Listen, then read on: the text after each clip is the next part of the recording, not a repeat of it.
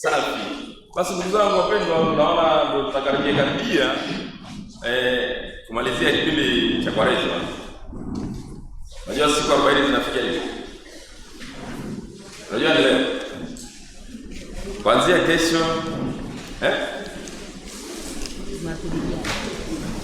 kesho ni sitamata. Wiki kuu ipo kwenye nani? Wiki kuu ipo. Kwa hiyo ukiwalisia sijakwambia ufungue. Basi ndugu zangu wapendwa, tunakumbuka kipindi chote cha Kwaresma tulikuwa tukijibiria huruma ya Mungu, tukiomba toba kwa makosa yetu na kumwambia Mungu, tunaomba uturehemu, tufanye tena watoto wako, tumekosea, sasa sisi ni wadhambi. Sasa ni vizuri tu niongelee kuhusu huruma ya Mungu kama tiba ya maovu yetu na sababu ya sisi kuhurumiana. Yaani isingekuwa huruma ya Mungu kweli sisi tungeenda. Kuna dhambi nyingine tumetenda, nyingine za aibu sana. Ingekuwa ni mtu anatakiwa tusamehe, hata tusingekuwa kuongeza kupita mbele yake. Lakini kwa sababu Mungu baba yetu mwema, kwa kweli ameturehemu kwa mengi na kusaidia kwa mengi. Kwa ndugu zangu wapendwa, safari ya maisha ya kiroho hakuna kitu kinachogusa undani wa moyo wa mwanadamu kama huruma ya Mungu. Isingekuwa hii, sije tungeenda. Mwanadamu kwa asili yake ni dhaifu, sisi ni dhaifu sana. Dhaifu mno. Mara nyingi tunajikuta tumetenda maovu, tumewaumiza wengine, unajiumiza mwenyewe, unaumiza wengine, unaumiza na jamii. Tumemkosea Mungu na hata kuishia sisi wenyewe kujiumiza. Lakini katika yote haya Mungu hajawahi kuacha kutupatia mlango wa huruma. Licha haya yote, pamoja na kutawanya mali na kwenda kutembea huko kama mwana hoteli, bado tumerudi, tumevalishwa pete ya dhahabu, tumevalishwa mavazi marefu yale, tumechinjiwa ndama. Pamoja na kwenda kwetu, thamani ikapotea huko, lakini tuliporudi Mungu akaja akatupa tena thamani. Sasa hivi tunatembea tuna amani kwa sababu tunajua Mungu ameturehemu. Kwa hiyo kwa kweli Mungu ni mwema sana kwetu. Mlango wa huruma ya Mungu naleta uponyaji, mlango tena wa kuanza upya. Katika Zaburi ya 103, nakumbuka kipindi kile nilipokuwa kule Tabata, niliwatania kidogo. Tukaimba, Bwana amejaa huruma, amejaa. Twende.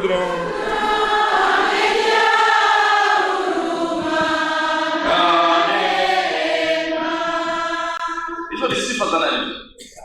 Hizo ni sifa za Baba yetu mwema. Kwa hiyo Zaburi ya 103 mstari wa 8 inasema, Bwana ni mwenye rehema na neema, si mwepesi wa hasira, ni mwingi wa fadhili. Ndio sifa za Mungu wetu. Sisi kweli nilivyotania ni kwamba sisi tumejaa vinyongo na visasi, hatujajaa huruma na neema. Kuna vitu vyote tumejaa navyo, tumejaa tamaa ya mali, tunatamani vitu vikubwa, lakini Bwana amejaa huruma na neema. Ni ujazo wa Mungu. Sisi sisi tumejazwa na nini? Wakati mwingine chuki, wasala. Sasa Bwana yeye amejazwa huruma na neema. Huu ndio moyo wa Mungu, ndipo Mungu alivyo. Kwa hiyo Mungu hatazami udhaifu wetu. Anatutazama, anatusamehe alimradi tu wewe uanguke magotini pake. Na anasema moja ya udhaifu wa Mungu, yaani udhaifu wa Mungu ni kwamba hawezi kuacha kumsamehe mdhambi yetu. Yaani God is so weak. Paulo anasema udhaifu wa Mungu, yaani Mungu ni dhaifu kiasi ambacho yaani mdhambi yote atakapoonyesha tu dalili ya kumhitaji yeye yupo. Mungu aliyeumba. Kwa hiyo hata kama umetenda dhambi lako kwa miaka na miaka linakuumiza, mimi samehewa na hapana, siwezi. Wewe unajua huruma ya Mungu. Kwani kazi yako ni kusamehe? Nenda kimbilie Mungu, tubu, umrudie. Yeye anawasamehe watu makosa yao. Huu ndio moyo wa Mungu zangu. Moyo unaotazama udhaifu wetu si kwa hasira, bali kwa huruma inayotaka kutuponya. Yaani moyo wa Mungu unatutazama sisi kwa huruma. Unajua kuna mtu ukimkosea, akikupiga jicho, hata kama hajaongea, unaweza kaondoka. Unajua? Kuna mtu ukienda kwake hajakufukuza wala hajasema chochote, lakini lile jicho unaweza usirudi tena. Ndio anasema kuna mtu anaweza akakufukuza kwa mawe ukarudi, lakini mtu akakufukuza kwa jicho na usirudi. Sasa Mungu hatutazami hivyo. Mungu anatutazama kwa jicho la huruma, la kutaka kutuhurumia.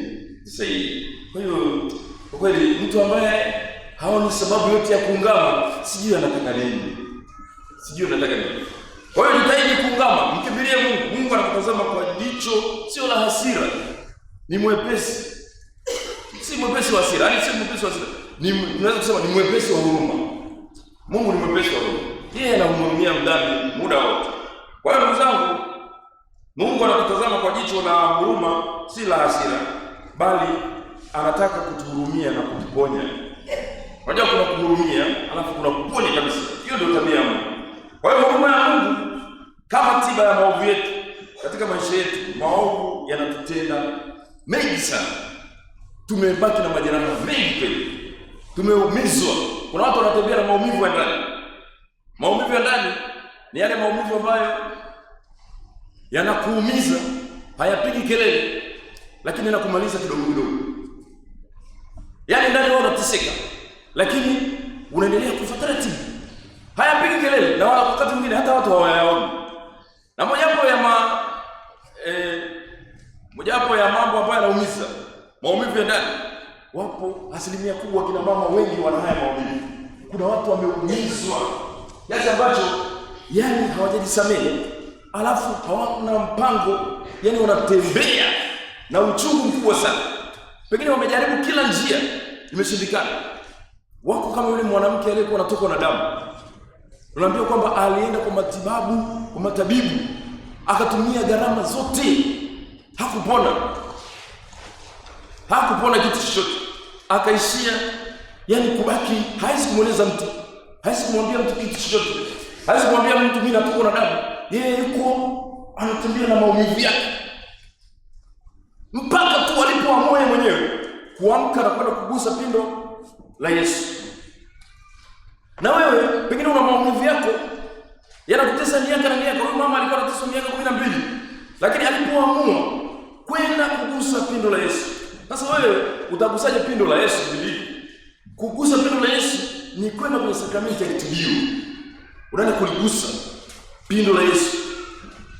Una sala zako binafsi, hata wakati mwingine unaweza kuwa na sala zako hata usiku. Ndio namna ya kugusa pindo la Yesu. Unaweza kuwa kumpokea Yesu Ekaristi kwa imani. Ndio namna ya kwenda kugusa pindo la Yesu. Ili ile aibu, kile kinachokupa aibu, kile kinachofanya ukose amani, kile kinachofanya ukose raha kiweze kutoka, ni Yesu tu. Ndio maana nasema njoni kwangu. Njoni. Ni wote. Unajua anasema njoni kwangu ninyi nyote. Sio wachache. Wala Yesu anasema ninyi nyote, ni wote. Njoni kwangu ninyi nyote mnaosumbuka na kuelemewa na mizigo. Njoni. Sasa kuna Yesu hajasema mizigo fulani, kama una mzigo huu uache au mzigo huu weka huko. Amesema njoni kwangu ninyi nyote mnaosumbuka na kuelemewa na mizigo. Kuna watu wana mizigo ya ndoa ngumu. Akiingia katikati ya ndoa anaangalia anasema Yesu na Maria na Yosefu, kwa nini sikuwa sister tu? Yaani huyu mwanaume bora ukae hata na nyoka huwa unachunga kichwa, lakini anang'anga, ana sumu. Sasa watu wanapitia magumu, wanapitia roho za kukataliwa. Kuna watu yani hukubaliki kirahisi mahali. Yani kuna watu wana maumivu ya kukataliwa, ya kutothaminiwa. Yani kama mali ni watu wanamwangalia, wanakudharau, wanakuandamine, wanakuunderestimate, wanakuchukulia tu kama mtu ambaye yani usifikiri hayo ni mambo mazuri kwa moyo mwanamke. Yanaumiza sana. Na wakati mwingine anaogopa hata kushirikisha, kwa sababu akishirikisha yanarudi kwa yule ambaye amemdharau. Alafu vita inakuwa vikubwa zaidi. Kwa hiyo wapo kina mama wengi wanatembea, wana maumivu yao. Familia, kuna watoto kujeuri, una mtoto ambaye amefeli, unajiuliza si nifanye nini? Huna namna, unajicheki, Mungu nifanyeje? Huna mtoto kumwelezea. Mume wako ukimwambia chochote haelewi. Yaani sio mchezo. Sio mchezo. Usiwaone sasa. Hii imewafanya kina mama wengi wanatembea na tabasamu la uongo. Fake smile. Yeah, my habari. It's crazy. Amina. Yaani watu wanaongea sauti iliyochongwa vizuri, lakini moyoni wana maumivu ya kufunga. Wanatembea na mizigo. Hakuna mtu anawapenda, hakuna mtu anawathamini. Hata wanachokiongea jamii haichukulii kama ni point. Yaani sasa mtu kama huyu lazima kweli atajiona kwamba nimeletwa hapa duniani kuja kuadhibiwa. Kwa hiyo wapo na mama wengi wana maumivu wengi sana. Kama huyu mwanamke alikuwa anatoka na damu, alikuwa na maumivu makubwa sana. Huyu kwanza sheria Torati ishakataa kwamba mwanamke mwenye hali kama hii asikae kwenye umati. Asikae. Na alipokaa kwenye umati, alipomgusa Yesu, ndio maana Yesu alisema, nani amenigusa? Yule mama nafikiri alithubutu hata kuongea. Akabidi ajifiche kwa sababu anajua kwamba ikiwa hivyo umeenda kinyume na sheria. Akawa anaogopa. Lakini Yesu ndiye anayefuta aibu zetu. Ikabidi sema, lazima useme. Hata wewe una maumivu yako, lazima useme mbele ya Yesu. Lazima uende mwambie Yesu, nimefanya hivi. Anakuponya tu, lakini mwambie. Ndio una dhambi, nenda kaungame, tamka ili upone. Hakujificha kwenye umati akae tu kwenye tabasamu la uongo kwa sababu ameona watu wako kwenye mkutano, basi akae nayo tu kinamna tu kwa ujanja arudi nyumbani na matatizo yake. No, alijifunza kutoka kwenye umati. Na nyinyi jamani, mjifunzeni kutoka kwenye umati. Usidanganywe tu. Kwa sasa hivi unakutana mama wa watu jamani, tumevaa vitenge vyetu na mekao wengine kwa mali na washaka. Mwingine amevaa kitenge chake kama amepoa bado kushoto.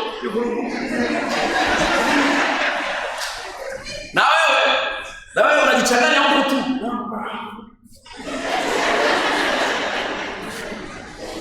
Unajichanganya tu. Sasa lazima ujifunze kujiponya. Lazima. Unajua kituo cha 8 hili. Kituo cha 8 Yesu anamwambia msinililie mimi. Wewe. Unamlilia nani? Msinililie mimi.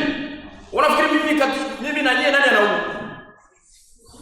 Msinililie mimi. Yesu hakutaka urafiki kabisa. Anasema nendeni mngajililie nyie na watoto wenu. Nyie ndio mna matatizo. Na kituo cha 8 ni kati kituo ambacho kinaongelea watu ambao wanatokea na fake smile na tabasamu la uongo. Wale ambao wanajifanya wao ni matatizo yako. Wewe haiko hivyo. Mwenye matatizo na asilimia kubwa, asilimia 100 ni wale waliokuwa wanalia. Yesu akamwambia nilieni. Jilieni ninyi wenyewe, sinilie ninyi. Kwa ndugu zangu wapendwa, wako kwenye maumivu yao. Watu ambao wameteswa, wamepitia changamoto za maisha. Lakini mimi naomba hivi jamani. Siku ya leo tumekuja kwenye mafungu haya. Jitibu. Mama, jitibu kwa sababu yani haya mambo ya nani yanakushusha kaburini taratibu. Yanakusindikiza pole pole. Kidogo. Kwa hiyo ni Yesu tu ndiye atakayeweza kuondoa mizigo. Kukuondolea hiyo. Kukuponya. Ni kuona mimi. Sio mchezo. Leo mama alikuwa na damu. Iko kitu kirahisi. Alipambana kweli mama. Na wewe, pengine unapitia changamoto ambazo pengine hata sio mnyama unapenda. Kuna wengine mpaka 20. Unajua? Kama ni wapi mfano Mungu. Wakati mfano mimi, wakati nilijaribu kama kuna kitu ambacho kinafanya upande wangu ni mwazi, yani uchukulie serious. Nakumbuka siku ile tumelala chini. Unaongea mpaka na mababu watakatifu, Bwana tuhurumie, Maria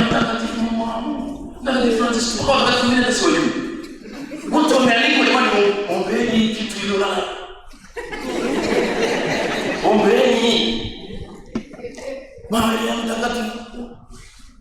Isitoshe, napiga magoti hapo. Mapandi. Mimi nipandisha jimbo la Moshi. Mapandi wanapita juu ya kichwa chako.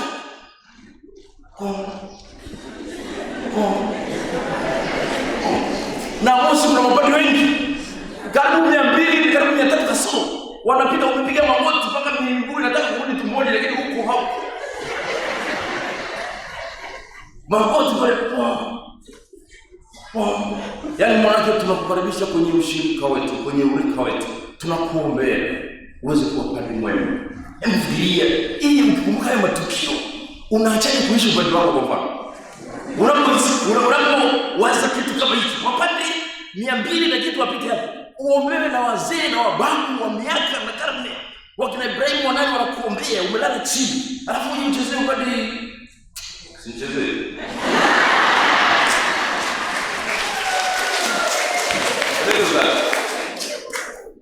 Unajua kwanza hiyo unakuwa na adabu, unaogopa sana. Hofu. Inaogopesha kweli? Inaogopesha. Huwezi kucheza. Ukisikia wito kuhusu kutimiza mapenzi ya Mungu katika hilo, umeombewa na umesajiliwa huko juu. Umesajiliwa kwa wenzako na mbinguni. Wote. Yaani usalama upo. Alafu uje ufanye ndani. Hukumu nafikiri itakuwa kubwa kidogo. Kwa hiyo kipindi hiki cha upadri ni mikono yote kwa nasikia Bwana wananiita.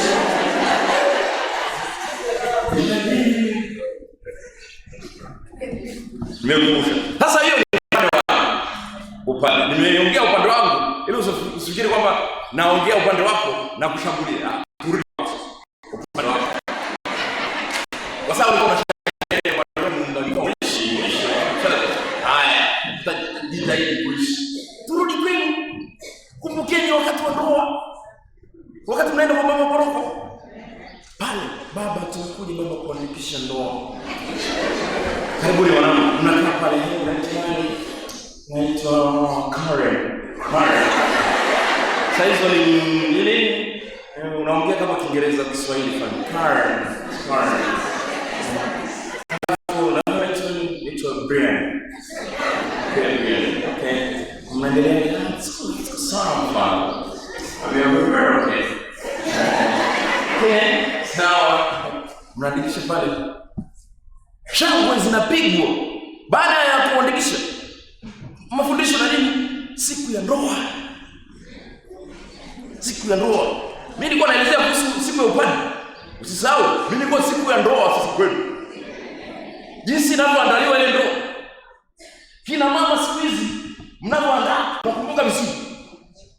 Yapo sasa hivi mnaandaa mpaka mnazidisha. Bora sasa hivi nyie wahenga mlioko hapa mngelee amkupitie. Lakini siku hizi mabinti anatoka nyumbani kwenye saa 10:30 au saa 11 anawahi saluni.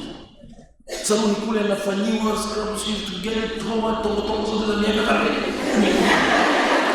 Toa uchafu wote tugeni. Toa. Anapakwa vitu na mdomo unaitwa juu kama nyama amelala damu.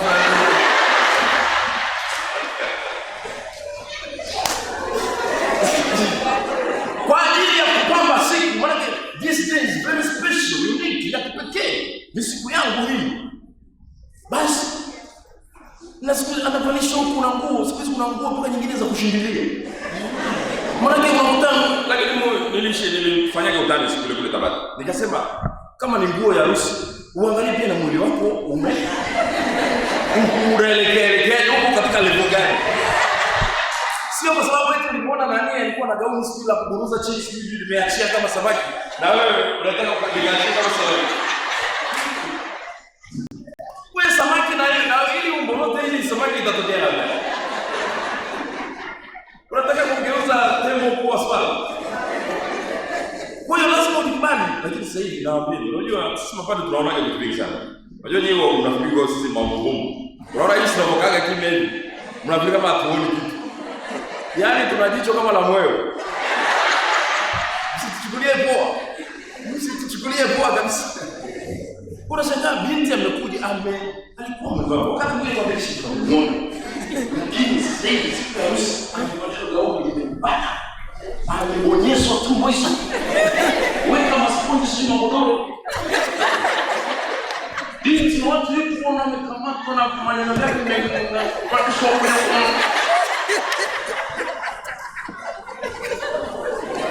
Hawezi hata kuitika misa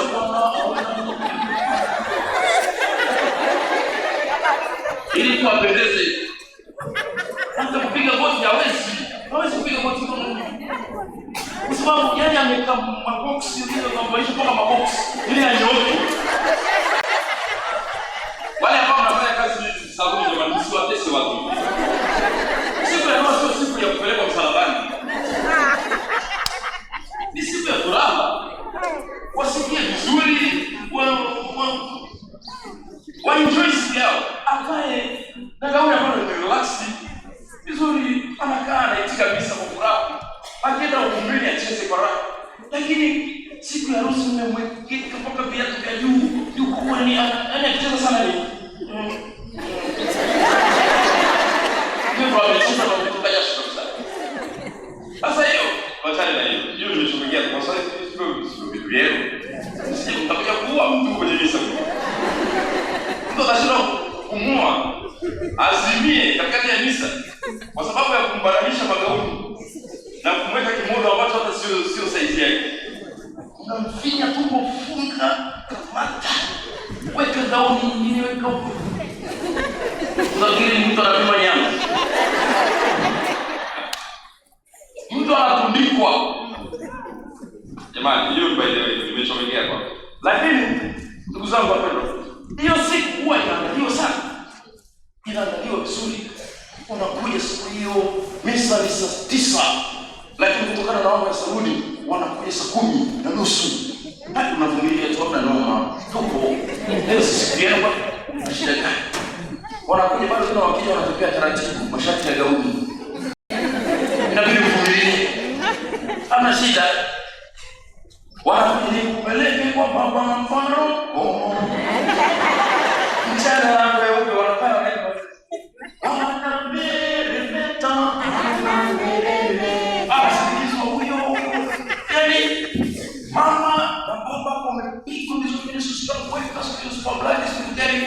Mama anatembea na kutoka maisha kama anakata roho yuko tunaona.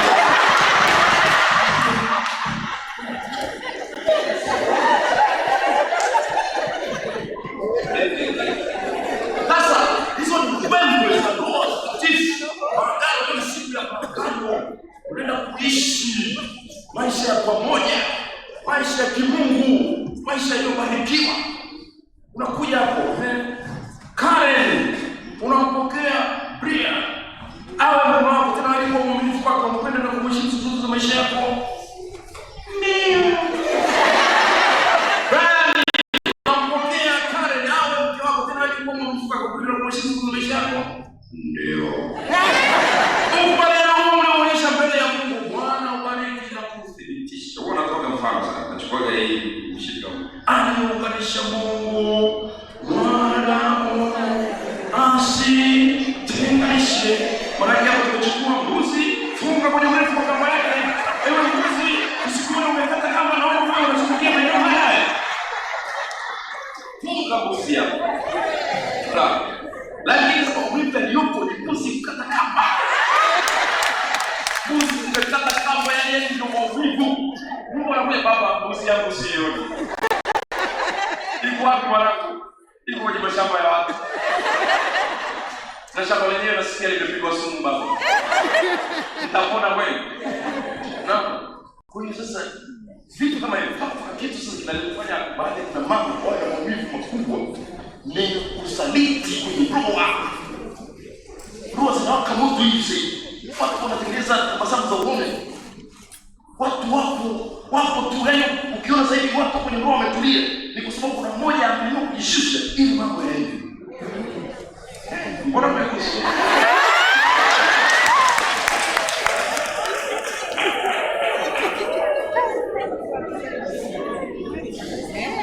Jamani sakramenti ya kufio ile.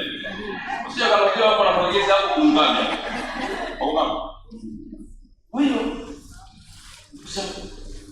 watu wana maumivu.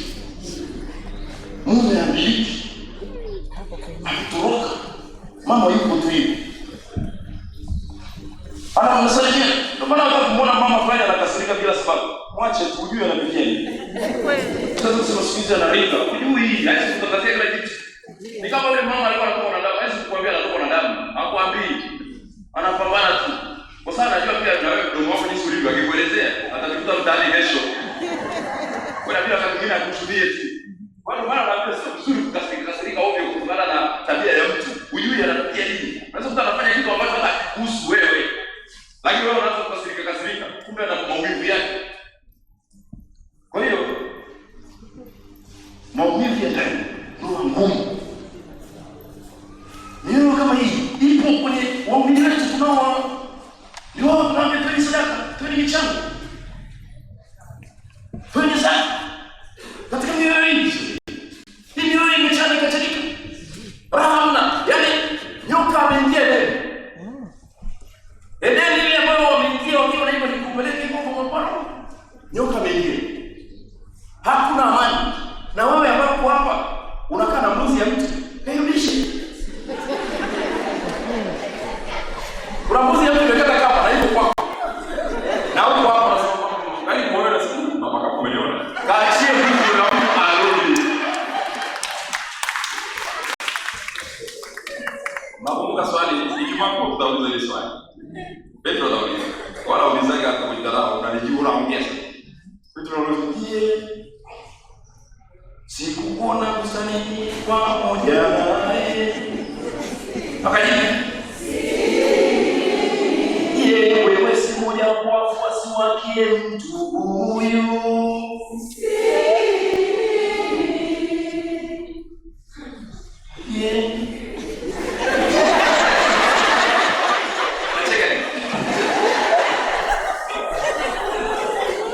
Wewe mama uliokuwa si wewe unaishi na mbuzi wa mtu.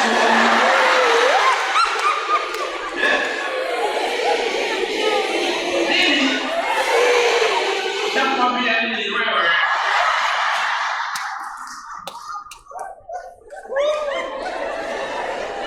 Unatumia matakatifu, unaishi na mbuzi wote.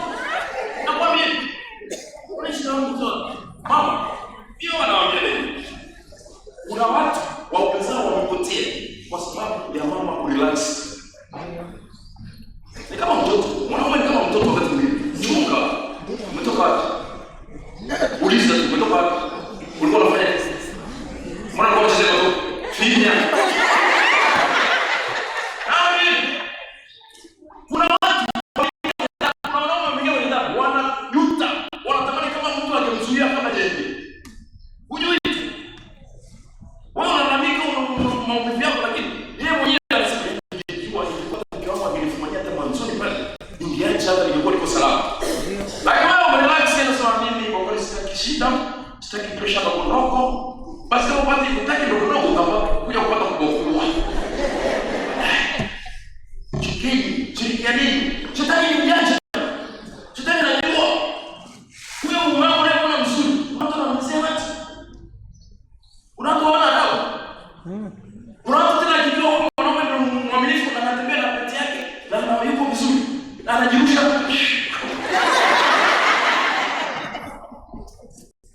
Wala haoni huruma. Wanasema tushirikiane wote. Kuna watu wako hivi. Nakwambia dunia sasa hivi inaelekea kwa watu. Dhamiri zao ni mfu. Kuna watu hawana hofu tena ya Mungu. Kuiba mume au kitu wanaona kitu cha kawaida tu. Sasa mama, jitahidi, linda tu, acha kuone mnoko.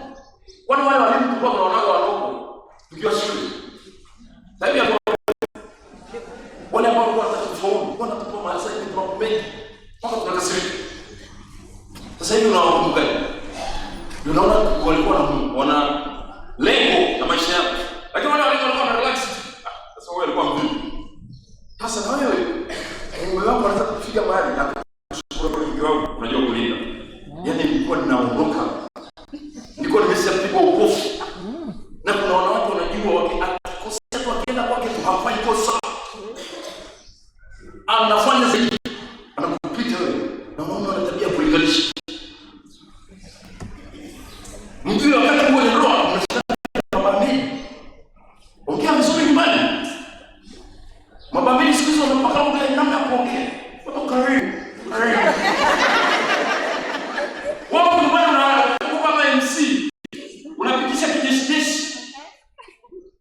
Akifika huko bwana kwa karibu. Pole kazi. Najisikia kama unyonyi ufanye mwingine. Nyumbani. Ongea vizuri. Linda. Hiki tunaweza kusema, maana hii nishasema kama mtandao. Japo watu wengi wanaongea kwa ngoko, lakini mimi nakwambia hata wakati mwingine usiache simu ipite tu. Shika tu simu. Huyu, siku hizi. Huyu ndio kwa master wa kupoteza wewe. Namba tu, ukishapata namba tu kwa heri. Mwisho wa bali. Zamani ilikuwa ngumu. Wale ambao mmechukuliwa wakati simu hamna. Mnakumbuka ile kwa unapita mle.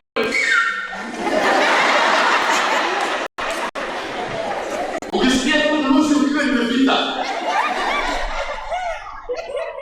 Wengine anasema nitachukua jani naweka katikati ya Japani. Ukija huko kuangalia kuna jani ndio imepita. Kama unaona jani utembee pole pole itakuwa niko nyuma. Lakini simu kila kitu hapa. Simu zinaingia chumbani sasa hivi. Zinaingia chumbani maana mtu alikuwa hawezi kuona wala kubadilia. Inagonga mpaka ile kwa sura na ile ule usiri wa ndani. Zimefika sasa hivi. Kwa hiyo tunasema Mungu wangu atatunzwa na roho wa Bwana. Roho wa Bwana atatumia mdomo wako na akili yako na mikono yako kumwokoa mume wako. Cheki, fanya patrol, shushu. Anaenda zaidi kuoga, unaanza wimbo. Ni wakati wa kukombozi.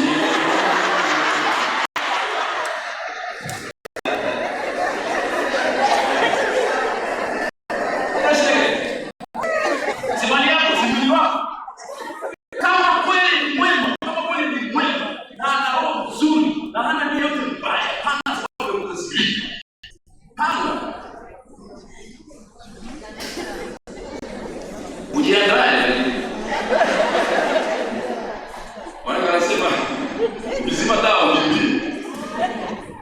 Check. Angalia tu. Kuna watu. Check. Kuna wengine mpaka na polisi. Unapaswa sababu imefungwa upasi. Moja bahati nzuri ya hizi ikiwa imezima. Ukienda kwa mbali kwenye kioo utaona jinsi mikono ilikuwa imefika. Unaona kwa ibuni. Labda kwa maswali kwa vidole.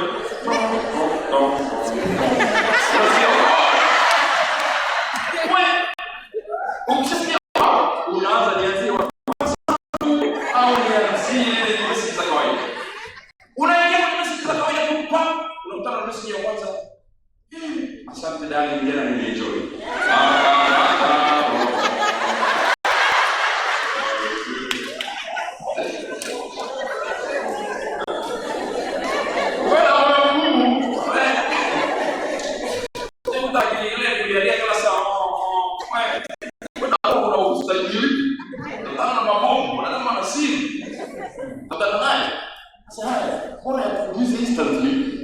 Alafu uanze kupona.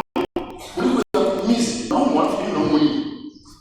Pesa zikai, hasira ambazo hazina maana nyumbani. Hada ya mtoto ilipwi.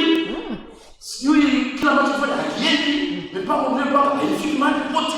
Kwa sababu kuna mtu, kuna parasite, kuna mtu ananyonya pale. Mambo haendi. Ukiona hivyo tu, lugha ngumu. Mama unamwambia. Kwa hiyo watu kuna mama wengi wanapitia magumu kama wako kama yule mwanamke aliyekuwa na damu, hawawezi kusema chochote. Hawezi kumwambia mtu, wanamwambia Yesu. Yesu saidie. Yesu kanasi. Lakini kama wapendwa, kama nilikwambia, wale ambao wanapitia changamoto kama hizo, kwenye ndoa kama hizo, msisahau pia kuwapeleka kwa Yesu hapo. Usitaki watokee kwenye sala zetu. Baba, nimemleta mume wangu. Ndio ananifanya nisiwe na amani. Niko nimemweka hapa. Nipe njia sahihi na kiu ya kumaliza haya mambo. Usianze tu kwenda kwa ushauri wako sio sali. Na kuzunguka na watu kutafuta kingine mganga gani anaweza kubadilisha mawazo yake. Utaenda kwa wadau utapewa mpaka dawa ambazo zitamuumiza. Na figo zitafeli hapa hivi kwa ajili ya kula uchafu. Nenda kapike, wewe hivi nenda kaoge, maji ya kwanza songa nayo gani. Nira ya Yesu ni laini, lakini nira ya mganga ni ngumu sana. Masharti ya amri za Mungu na masharti ya mganga ni yapi Mungu? Nini Bwana Mungu anasema hivi? Usiibe. Mganga anamwambia chukua dawa, chukua nazi, salame, nenda ujovaa nguo usiku katika sehemu ya jepana, nenda karuke kinyume ile.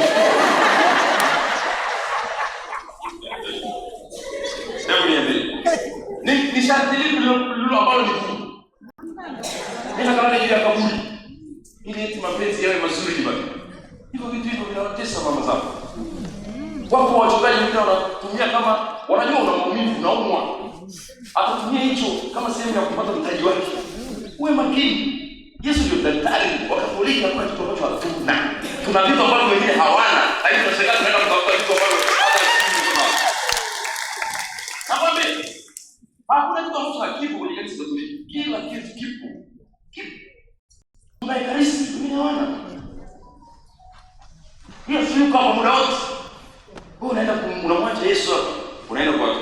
Kwa ndugu zangu wapendwa, maumivu ndani yanaweza kusababishwa na wakati unaona unapitia ndoa ngumu, andaa pia pengine huyu mume wako hakuandaliwa vizuri kuwa mume mwema. Watoto wenu sasa hivi, watoto wenu jinsi mnavyowalea ndio waume na wake za watu baadaye. Mnaleaje?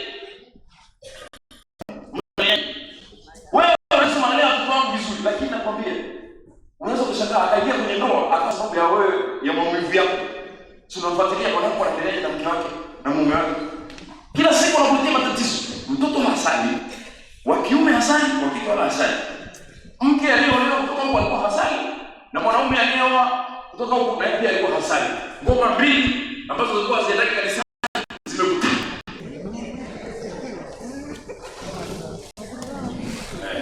Ndoa haiwezi kustahimili na Mungu. Sasa watoto, jamani, nyinyi mnalea watoto wenu kimayai sana. Mimi nawaambia nyinyi mnajua nyinyi ni majembe sana nyinyi. Nyinyi mnao kwa hiyo. Yaani nyinyi ni watu ambao mmepitia changamoto zile zenyewe. Za maisha haswa. Zile kuna vitu sana. Hivi mwanamke sasa kuleta chips yako. Unaona vitu kama hivi. Umetokea huko. Huwa nasemaga historia yako. Mimi sinaga sasa. Mimi nikata mtu ambaye nitoka kwa familia chini sana. Chini. Ya chini kabisa. Watoto 13. Familia moja. Mimi ni mtoto wa 7. Unaweza kuimagine. Tuvokuwa tuko wengi watu kutembea. Watu wa msosi. Nasema hayo ni dharau. Ugali unawekwa. Unaweka pale. Tunahesabu nyama kwanza kwa ajili ya ulinzi. Nyama nazo wanahesabiwa. Kila mtu anaelewa zapaka kibaki moja sala fupi inapigwa sala fupi. Kila baba subiri yako ndio tutakayo kuokoa. Unakula unasikia toke linashuka huko. Na mwangalia mwenzao hivi. Unafikiri anafikiria ni wasikia chochote limedondoka kwa wangu. Hiyo ndani kuna ngoma inaendelea joto. Pembeni huko unachukua maji, naweka pembeni, maji ya baridi. Ili ukichukua gari la moto unachovya moto kwenye maji baridi. Alafu unaweka na unakuwa. Alafu pozi. Tunapambana na msosi. Kwa siku nilala na mwingi wa kuchoma mfukoni. Mungu ulinzi sababu naweza nikaamka nikakuta huko. Usiku wa malaya sababu unakuta umetoka mfukoni. Kwa hiyo mambo ngogoni. Si wanaambia kwa Yesu watoto wenu wao hivyo. Ila najaribu kukuambia. Yaani kuna maisha tumepita ambayo hawa jamaa hawajui sana. Hawa jamaa wanapita kwenye mabasi ya njano. Hawa wanaita dadi imani. Hawajui sana hiyo ngoma. Hawajui. Hawajui kama ukiwa kuna vingi unapoteseka. Hawajui sana. Unarudi shule maji. Watu wajaa pipa. Wanda na vigumbao viwili. Kaptura yenyewe ina ulinzi wote. Kwa sababu vifungu vimetoka. Inabidi ufunge na kamba mbovu. Yenyewe wote imetoboka kuja kubana. Bwana anachukua maji kutoka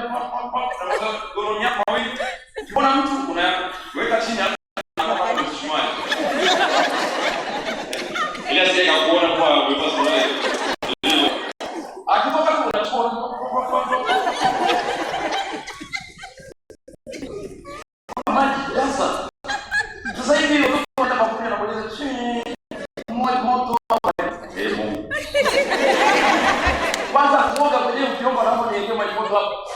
Ndio kofi ndio kupigwa. Sio kama ni pale. Ila kuna maisha fulani tulikuwa tunafundisha kwenye kazi. Sasa hivi watoto wenu wako sio darasa la 6. Anapiga saa zote kuna homework tu. Hiyo ndio kazi yake, homework.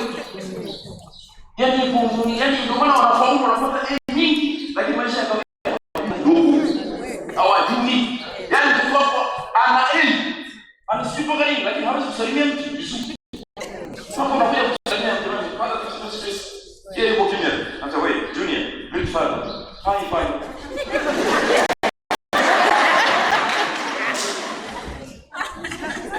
Wewe unasalimia pale hai. Hello. Sijui, lakini mimi nawaambia watoto wenu wajifunze kazi. Mama, waachie wafanye kazi. Si kama wewe ni maskini, si kama wewe una pesa ya kulipa dada. No, ajifunze. Kuna wakati atakaa bila dada. Afunza. Aoshe vyombo. Kazi rahisi. Amsaidie kama kufika majani. Si kama wewe unaenda kulipa kaka. No, ajifunze. Maisha yako hivyo. Kazi. Watoto wako wajifunze kukaa na watu. Wasalimie watu. Ukienda kwenye mazishi mtoto ameanza form 6 sio maliza chuo kikuu. Nenda naye. Basi nafikiri wanao kufa hawamuhusu. Wapo wanaobaki nyumbani. Mnaacha tu chumbani muda wote. Anafanya vitu vyake, anacheka tena. Kama anafuatilia Mungu. Akitoka kwa mtu anakuta bali. Umetoka ilikuwa tu wanafanya. Na kuna application kwa ajili ya kutengeneza. Okay.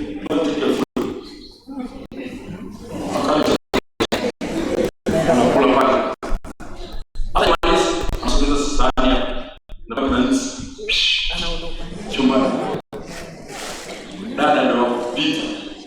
Mimi naambia nalea mabomu. Nitakuja kuugua. Nitaenda pale mbili nitakosa mtu kukaa na wewe.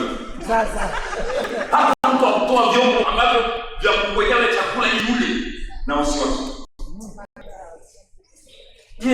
Wewe si moja hapo kati ya wanaolea watoto wana na milio.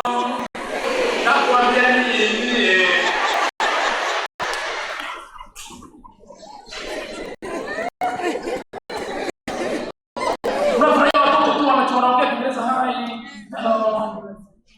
Mommy, bring us swimming.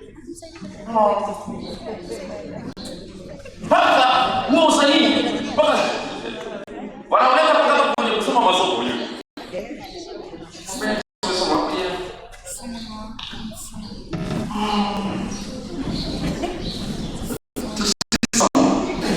Tusikilize somo hili. Tusome. So tunataka kusoma. Sura ya 3. Sasa wanasema, yaani anataka kufanya Kiswahili kama Kiingereza.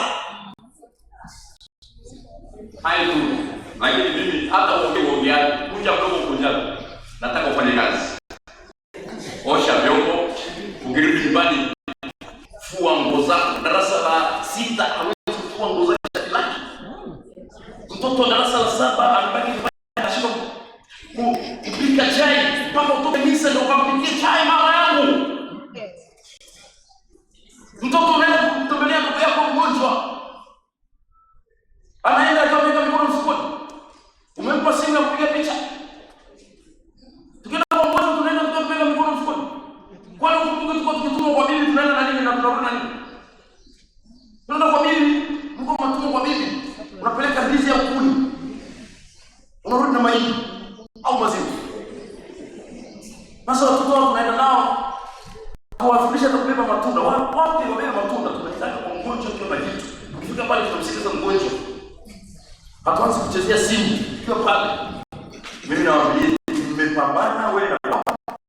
Kwa viwanja na nyumba yenu mpaka mmeweka remote ya kuingia sawa. Lakini nakwambia na wasiwasi kama kuna mtu atakuja kuvitunza. Na wasiwasi haina. Na wasiwasi. Kwa sababu jamaa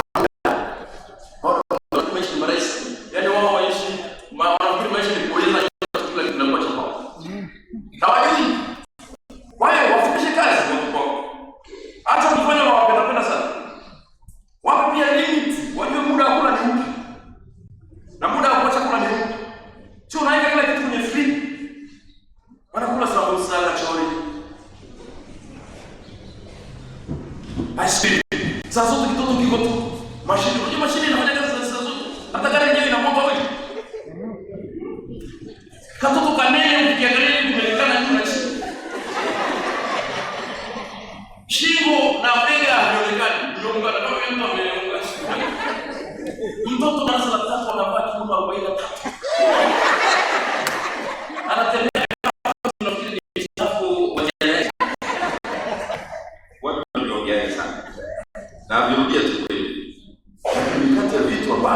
vinaumiza. Inakuja kuumiza mama. Wewe una maumivu ya ndani sasa hivi unateseka, lakini jinsi unatolea sasa hivi unajipalia moto, unajiwekea moto zaidi. Hawa nashangaa wewe umeweza kuwatunza vizuri na wakatoa rasilimali zako. Lakini hawa hawana uchungu. Hawajui kutafuta.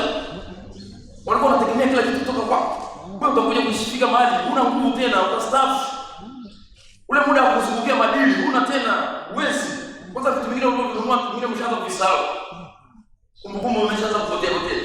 Sasa unategemea hawa unaowalea hawa wawe na akili, wavisakamu vile vitu, wavizungukie, waonavyo, wavieke kwenye viendelee vizuri. Ili siku unakosa nguvu wao hapo. Yaani wana take off. Lakini hawa kwanza hawana muda na vitu vyako. Kuna kaduka kama umekatengeneza, amemaliza chuo, umemwambia kukaa hapo angalia. Lakini kila siku kufanya mahesabu ni short. Kila siku ni short. Anakunywa pombe moja tu, analala juu. Naambia mama, Junior tumemkuta dukani. Amelala juu ya meza, amelala. Mwanzo kuuliza Yesu, mimi nikosea wapi mimi? Katika malezi yangu. Bwana Yesu, shike moyo mimi nitakapofunika wa sasa hivi. Mama, umekuwa busy. Umemwonyesha mtoto wako. Hapo watoto wamepindua madaraka. Yaani wameishia kuiba madaraka yako wewe. Yaani inafika mahali unamuuliza Junior, what are we going to eat today? Junior, leo tuna nini? Mungu Mwenyezi. Mimi hapa nimetoka kule Mchagani, ile mama yangu ananiuliza tule nini kwa hiyo. Biblia. Ndio kwa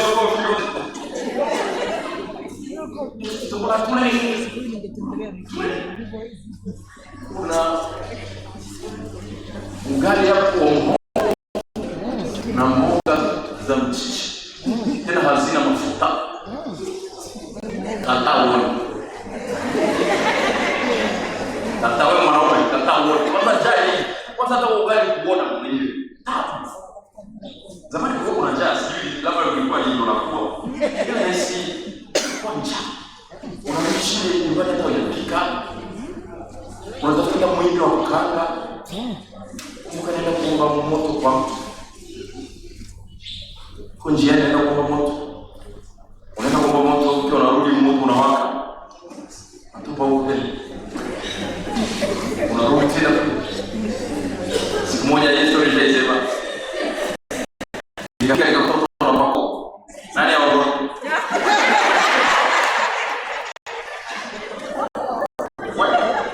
Yesu kuondoka kama mako. Nikajizungusha pale, nikapeka. Nikajenga moto, nikakaa hapo. Nikapakuliwa chakula chini.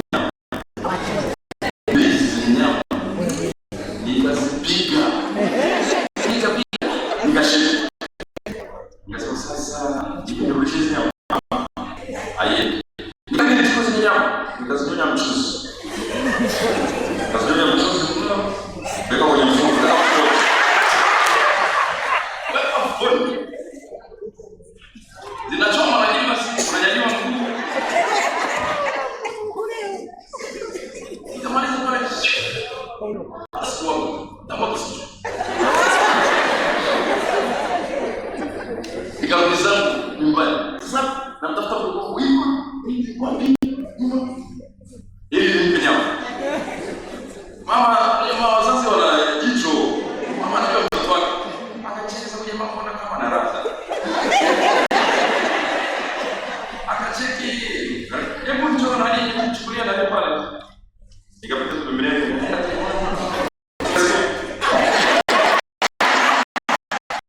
Nimeenda kushoto.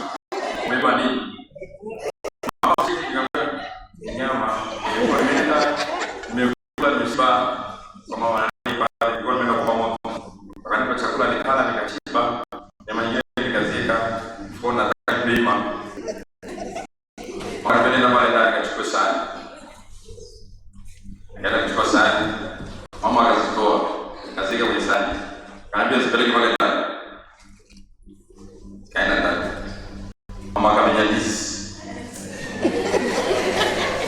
tukapika ndizi.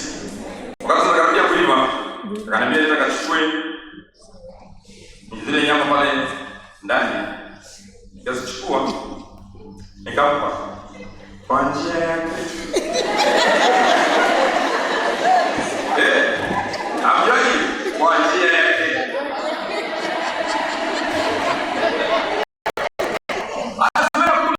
Wakachanganya mkulisi. Watu wote wapala. Wao walikula mate yangu wote jiji.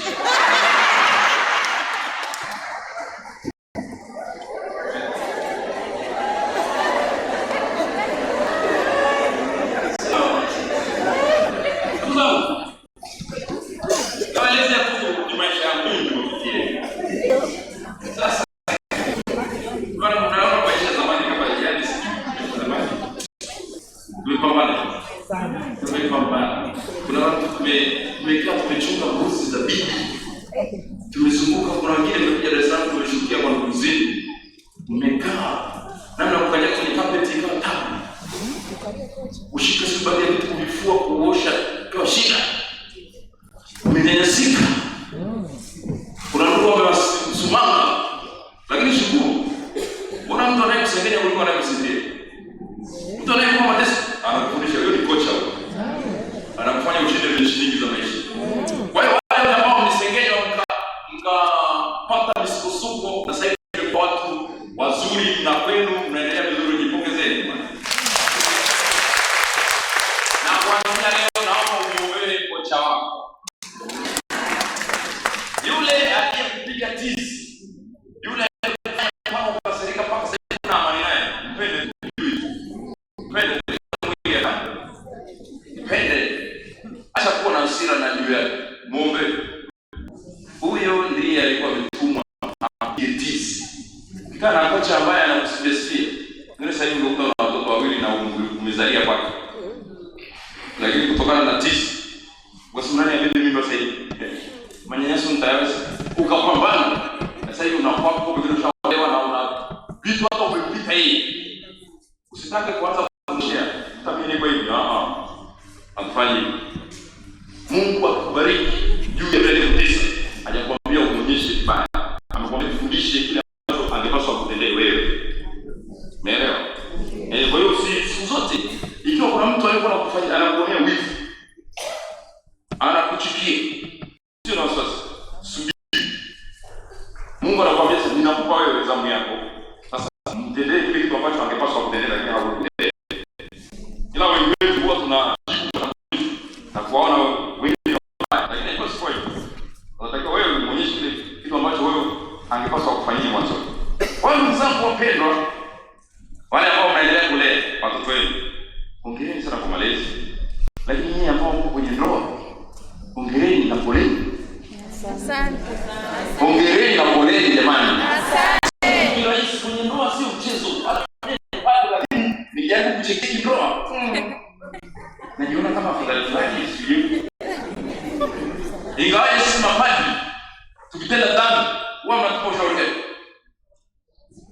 Na mwangalia mnajifanya mjaelewa. Au jesi. Pale kitenda dhambi ndio tulipata ya Yesu, tulipata ya kumanoa sisi na mtu. Kwa mfano ni mfano. Huwa mnasemaje? Kwa nini mapadri wasiruhusiwe kuoa? Lakini mimi nakwambia, unataka sitoe? Hapana. Hapana. Sitoe? Hapana. Kwamba mkioa, kwani nyinyi mlioa na kuolewa mnaendeleaje huko ndugu zangu? Habari zenu?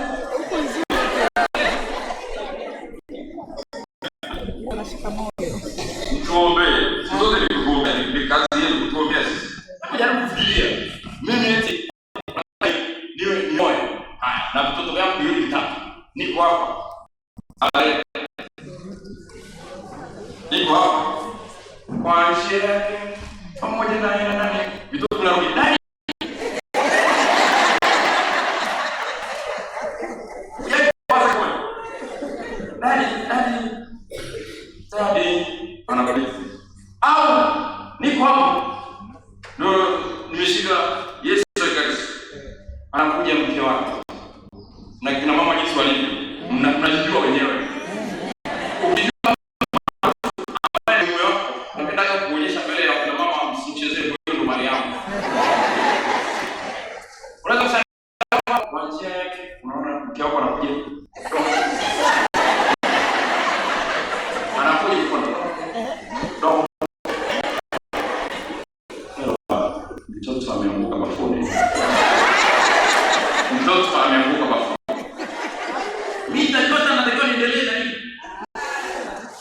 Mtu waje bwana. Naomba mtu waje tuendelee na upande wetu. Tena tuombe. Tuombe. Amini tunachosema. Kuna mengi sana ya sisi kutokuwa kwetu. Imesaidia sana mambo mengi sana. Yaani kwa sababu tuna muda wa kutosha. Umechoka kusema nimepiga simu sasa narudi tena kitanaenda kwa mtu yuko. Jamani. Ni mfano ni mfano.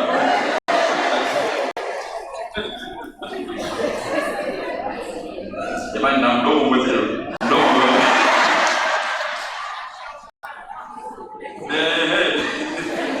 Tuachane naye.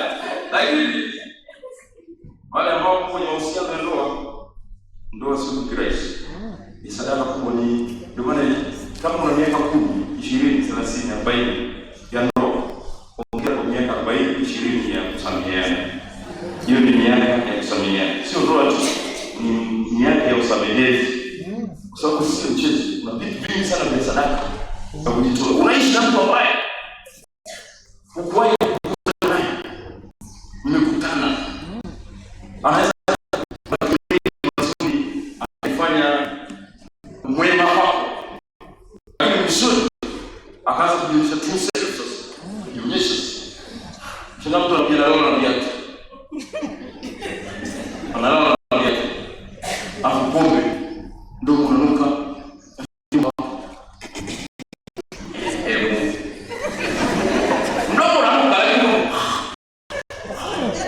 kwa sweetheart. Hata kile sio sweet ni kitu, lakini ni sweetheart. Unakaa na mwanaume ambaye ni mlevi, na pia pombe asubuhi kama inatoka. Mwanzo ndio harufu. Mchezo. Tena ukuta na kuvuta sigara. Sio mchezo. Niliwahi kutoa mfano kama wiki mbili tatu iliyopita, nilikuwa kule Bagamoyo na waka pia. Nikamwambia, nakumbuka kipindi nikiwa mtoto naenda misa za asubuhi. Nakutana na wale wazee ambao wanakunywa pombe na kuvuta sigara. Unaenda kanisani, kuna mabenchi yale ya kukaa kupiga magoti. Mimi nipo katikati ya wazee wanaokunywa wawili. Mzee mmoja yuko huko na mwingine yuko huko. Na kazi ya wale wazee mara nyingi walikuwa ukikaa vibaya kuna video kama. Sasa mmoja anakunywa pombe na kuvuta. Huyu mwanae wakati anasali anakuangalia. Wakati unaniangalia na unasali lakini harufu inakuwaje? Sina nifuata. Na huko unaenda nyeupe. Huko. Ikifikia wakati wa kuimba nyimbo ndefu. Nitajokea.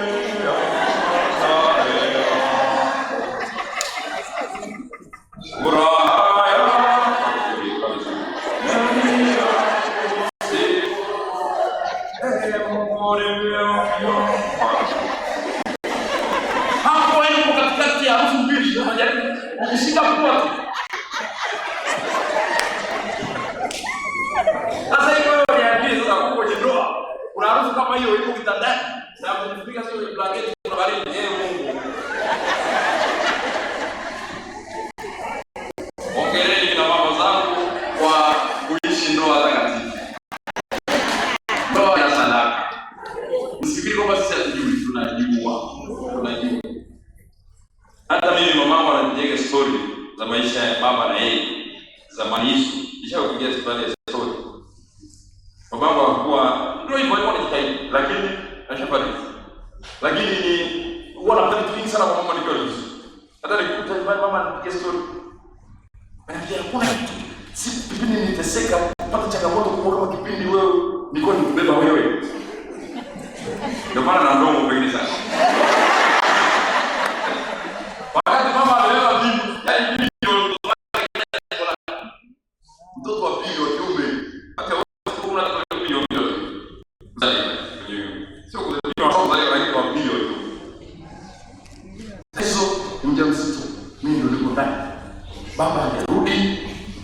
busy na maisha yake huko. Wakati mwingine anaangalia dada zako hapo. Mama akasema nikaangalia dada zako, nikaona kama vile wanakufa kashako. Yule mzee nyekundu, baba leo anakuja kulima. Yupo tu. Baba amerudi huko na ngoroma. Mama akamwangalia. Akasema sijui nichukue ile kilichokuwa na zile sumu za kahawa kwenye kahawa. Iliti au lazima akachukua akasema sijui ninywe. Anywe. Anywe akumbuke vigezo na masharti kuzingatiwa. Mimi niko tumboni hapo. Akaniambia kama sijui ninywe. Hapana. Nikasema sijui nimwekee mdomoni.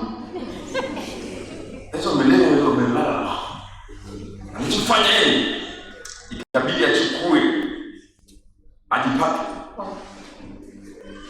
kwenye nguo na ile dashboard na BBT na toa harufu hiyo, sio mchezo. Ikabidi sasa amguse baba Antoni, amka. Alipoamka mama akamwambia kamwekea, hamna kuongea.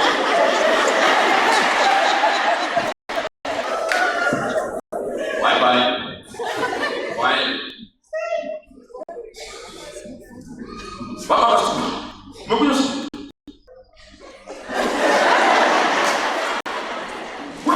Baba karuka huko tafuta milioni ile ya mgambo. Watu wanajani bwana. Mimi jamani, sema mke wangu amekunywa sumu. Akifa hapa mzee akasema mimi ndo nimemuua, amekunywa sumu. Amwambia tafuta maziwa. Wananiamua fika waleta maziwa lita 5. Lita 5 ya maziwa mtindi. Yakaletwa. Wakachukua ile nani cha lita 1 kutumia pombe wachanga na ile mitochi. Ile kama kajagi basi cha lita 1. Akaweka lita 1 ya maziwa, kapewa mama akayapiga kwanza yote. Kwa ajili ya kuondoa sumu jamani.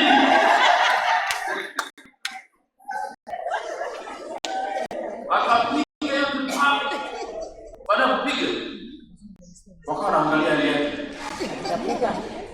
Cheki ile dami enjoy ndani. Basi hali kama wakawa wanamwangalia mzee mmoja akamcheki akamwita mwenye mcho. Wakadai nyuma akamwambia umekunywa wewe. Mama alitika kwa sana ile rafiki yake. Hakuwa ushirikiana. Kwa hiyo ule baba alikuja akasema amekunywa. Wakakaa wanasubiria bila tu mapofu. Naye anashika macho hivi kama vile alifanya mtu anaangalia. Basi sasa mmoja mwingine mwenye hekima yake kidogo, baba mama alikuwa anakuelewa pia. Akamwambia njoo.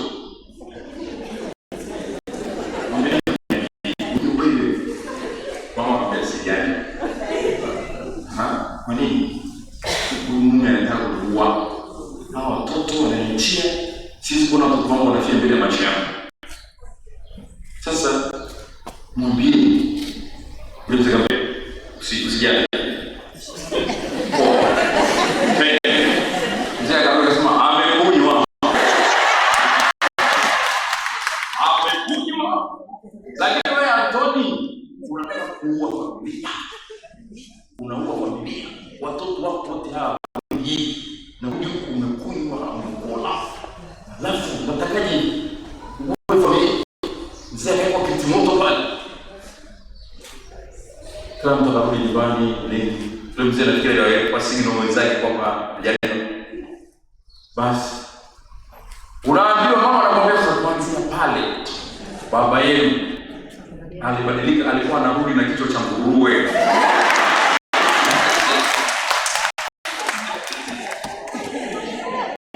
Kwa maana asante mzee kwa kuleta masikio.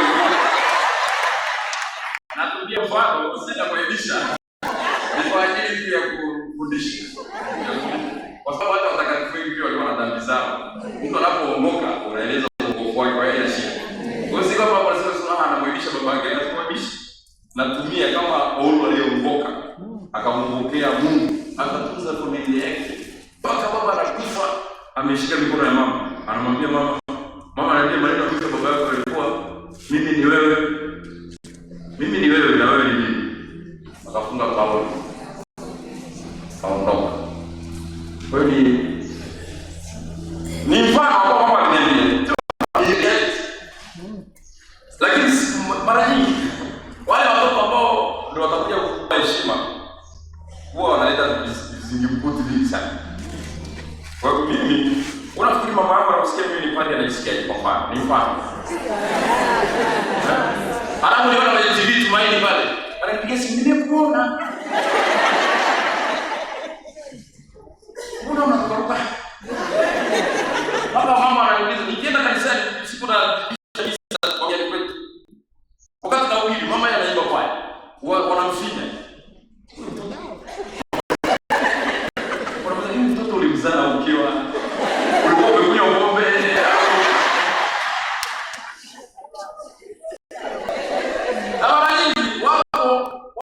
Watoto wao unaona mama alitaka kutoa mimba.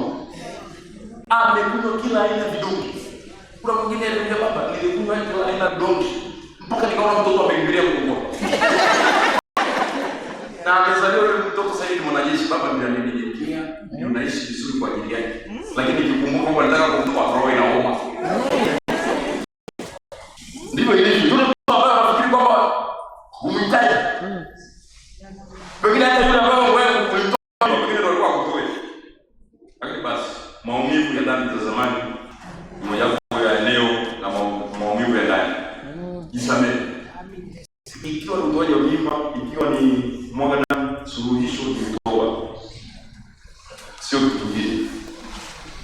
Mwaga damu aidha kwa kuua au kwa kutoa mimba, suluhisho ni kuomba msamaha kwa Mungu.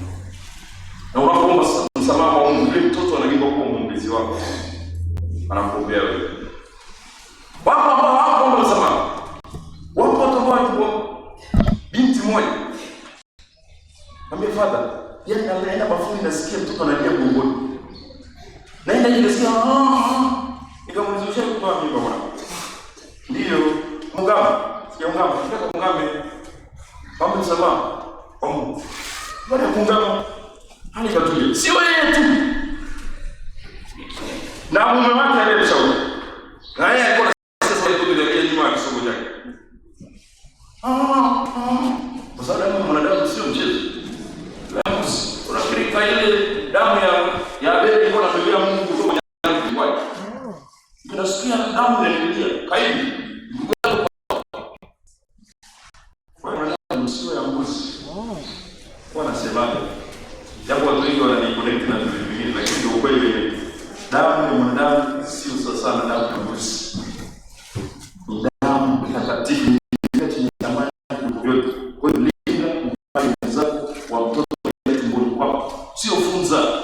Una uhuru wa kutoa funza. Huyo ni mtu hata wewe uliingia kwa njia hiyo. Kwa hiyo asije kuna mamlaka naye. Huyo ni mtoto wa Mungu. Mwache. Uhai uko chini ya mkono. Basi ndugu zangu wapendwa, nimalizie hapa. Zani nasema nyingine tena. Nabidi nikimbizane na muda. Mtanisamehe tu. Mtanisamehe kwa sababu wengine pia wananisubiri sasa hivi. Kwa hiyo ndugu zangu, huruma ya Mungu inafuta hatia zetu. Hatia inaponya majeraha yetu, inafuta aibu, inarejesha tena hadhi ya binadamu. Kama yule mwana mpotevu alimwambia, mwana mpotevu akapewa heshima na Mungu, ndivyo mdhambi akiamua kurudi kwa Mungu atapata heshima. Na kuomba wewe ambaye umeumizwa, una majeraha, umeshindwa kusamehe, umepewa nyongo, una visasi, ikimleta huruma ya Mungu. Kuna wakati mwingine kumsamehe mtu ambaye amekudhi na ambaye hataki kuomba msamaha sio kitu rahisi. Ndio maana leo njia ya mbinguni ni nyembamba. Kuna baadhi ya vitu na vitu viache. Kuna baadhi ya vitu ni nyembamba. Kwa sababu sio rahisi mtu amekufanyia kitu kibaya na yuko hapa hataki kutubu. Sio rahisi. Unaosema alikuzia jeneza. Angalia kwenye mazishi ukamwona nani? Uwe na mashaka na machozi yake. Leo kwa ni muuzaji wa majeneza. Alafu umetuzia jeneza. Hapo leo kaja kwenye msiba, afu bado unalia. Wewe si biashara yako imeenda vizuri bwana. Ndio unajifanya umekuja kwetu kulia. Mwanaka kuna karibu tena. Lakini ni papo mdogo. Wapo wengine ambao wana roho nzuri. Lakini sasa ni sasa mtu wa pharmacy. Mtu ambaye yuko pharmacy asante sana gani? Ili biashara yake iweze kwenda vizuri. Wagonjwa waongezeke sio? Ili auze dawa. Lakini daktari anajenga hospitali. Alafu akaomba Mungu apate wateja. Wanaoanza kuumwa ni watu wa nyumbani kwake mwenyewe. Kwa hiyo ndugu zangu wapendwa, twende kwa Yesu. Huruma ya Mungu ni kuu kuliko dhambi zetu. Kuna wale wanajiona kama wengine zamani walikuwa na dhambi, zamani walikuwa kama kafanya. Lakini huu unamzidi maneno mbele. Pengine kwa Daudi alizini. Daudi alikuwa. Lakini alichofanya Daudi ni kukimbilia huruma ya Mungu. Pengine umemkana umemsaliti mtu. Petro alifanya mara tatu. Mara tatu maana alibaliwa kuishi na kufa. Perfect. Bila msamaha. Kuna kwa msamaha ni kitu muhimu sana. Mama zangu wapendwa, tusitembee na maumivu ya ndani. Na hapo tena mwisho. Baba. Ndio watu wako na watesa sana. Nilisema kule Tabari na waambie tena sasa hivi. Wengine mmeona kwenye TV Tumaini. Mama yangu jiandae kusengenywa. Mama yangu jiandae kusengenywa. Kusengenywa ni kawaida, vigezo na masharti kuzingatiwa hapa ndani. Utaweza kukwepa kusengenywa hapa duniani. Wale ambao wana maumivu ya ndani kwa sababu ya kusema vibaya na maumivu zenu na ndugu zenu na mama watu mwenzako, sio viongozi wa jumuiya, ni kitu cha kawaida. Watu wana mdomo, hata mimi nao hapa. Na kazi ya mdomo ni kula na kuongea. Na watu wanaongea, huwezi kuandikia barua waambie jamani naombeni mnisengenye hivi na hivi. Wataamua wenyewe. Kuja tumchemshe leo au tumwekee giligilani. Wataamua wenyewe. Mama usijiue. Usijiue mama, usibebe mizigo kwa sababu ya maneno mabaya uliyosikia kutoka kwa watu. Mama achia. Usijiue kwa watu hawakuonea huruma. Wewe mwenyewe unajua bila sababu. Kuna watu hawana muda na maisha yako. Kukuona ukiwa na asimanzi ndio furaha yao. Na watu kama hao wanaongea kwa Bwana Yesu Kristo. Wameendelea wanatumia dini kuficha dhambi zao. Na mara nyingi wanatumia mstari wa mbele.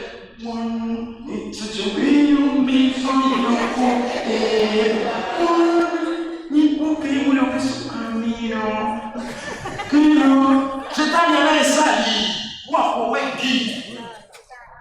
Wapo ambao wanatumia dini kufichia dhambi zao. Ndio.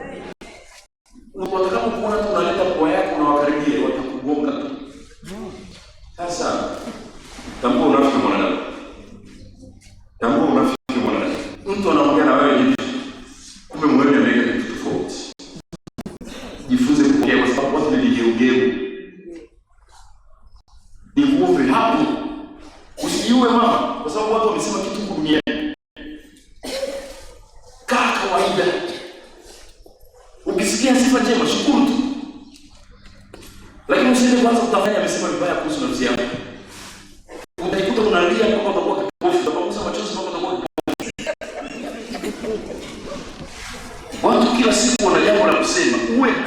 ulikuwa umekufa, marehemu anasengenywa. Sikusi wewe. Uko hai na umeweka kwa yako juu ili inakutea. Watu watasema chochote kile. Lakini mama yangu, naomba pia kuna kitu ambacho huwa pia kinatushinda wengi.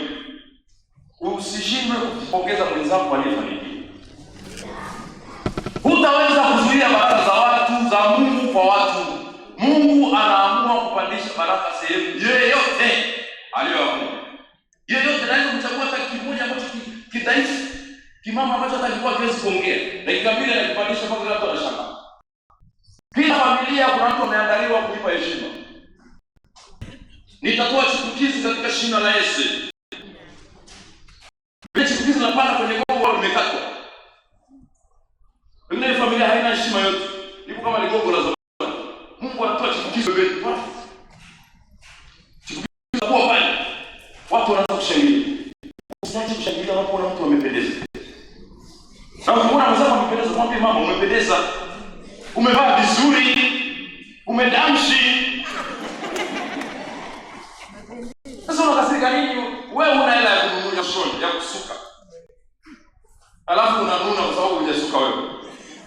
Sasa alimalizia na ile kiagizo chetu. Lazima kujua pia nguo nzuri za kuvaa katika mwili wako mtakatifu. Ujue mwili wako. Mama zangu, ni ushauri tu wa free na utani wa Pazagesi. Lakini ni kitu kizuri. Tambua ni nguo zipi mama ukivaa unapendeza na ni zipi ukivaa haupendezi. Jua mwili wako ukoje. Namba gani? Tunaomba la mbele kuhusu nafsi. Wengi hawakumbuki. Wengi hawakumbuki lakini. Wewe mwana mama ukiangalia siku zote wanawake wana maumbo yao. Kwa nini wanaume? Kuna mambo tunashare sisi na nyinyi. Lakini kuna maumbo ambayo ni ya kweli sana. Namba ngapi? Kwanza ile namba yetu ambayo upendwa. Namba 9. Namba 9. Mfano wetu ni hii mic hapa. Maana juu mnene chini mwema. Unaangalia nguo zako za kuondoka kwa namba 9. Namba 9 huwezi kuvaa kimini kama yangu. Kimini na miguu hivi. Miguu kama danzige. Namba 9 ni kama mimi hapa. Juu mnene chini mwema. Ukishajua hivyo unajua mimi sasa ni mama na kulivaa nguo ambazo zinafanana na ile kanzu ya Pazagesi. Maana kama mpaka mwisho.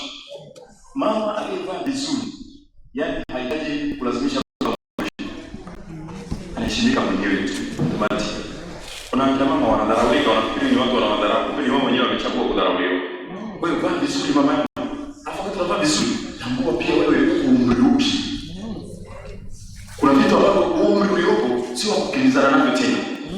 Wewe ni mama wa kuomba ushauri. Uko kwenye kituo cha ngapi sasa hivi kwa mfano? Unajisikia uko kwenye kituo cha ngapi? Kuna mmoja huko unakaribia kuingia. Niko sasa kuna mbele. Usijifanye kama uko kwenye kituo cha 4. Hapana. Utachekwa. Jua wewe ni mama, unaangalia hata mwili wako. Unaona kabisa hata niseme nikisuka nywele hizi kama za ubinti, asitaka. Kwa ukisuka, ukizikaza ni laini. Unashangaa kuna inama hivi unaona. Moja inaondoka chini. Umri umeenda. Kwa sasa hivi kilichopo dakika dawa. Kama kisubiri kidogo cha chai. Pesa fulani. Ipende. Yule mama. Sio ukichukia ndio utafika mahali kwanza kuwaonea watu hivi. Na utashinda kukaa na wenzako vizuri. Kwa hiyo namba 9 unavaa zako nguo ndefu. Dera pia ni nzuri kwako. Japo wanasema dera kushikilia ni hapiro. Hivi kwa mfano hivi nauliza, hivi kwa nini dera msilipunguze? Kwa nini msilipunguze hapo mwache kushikia kwenye papa?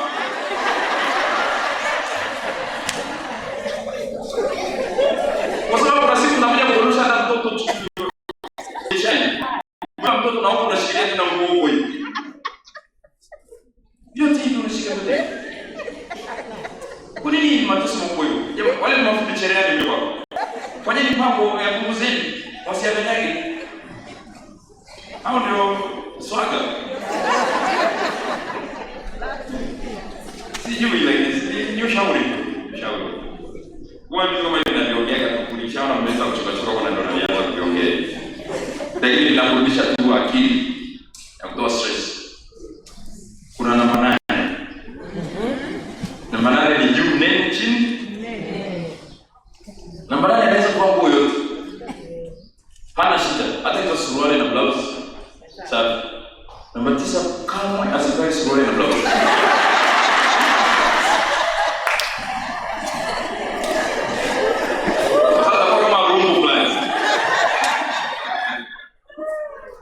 Usifanye hivyo. Ndio shauri. Namba 6 juu mwembamba chini. Suruali na blouse. Safi. Kidio na t-shirt blouse. Safi. Namba 6 marufuku kuvaa dera. Kwa nini? Kwa sababu anageuka hivi na anakusanya hapa nyuma.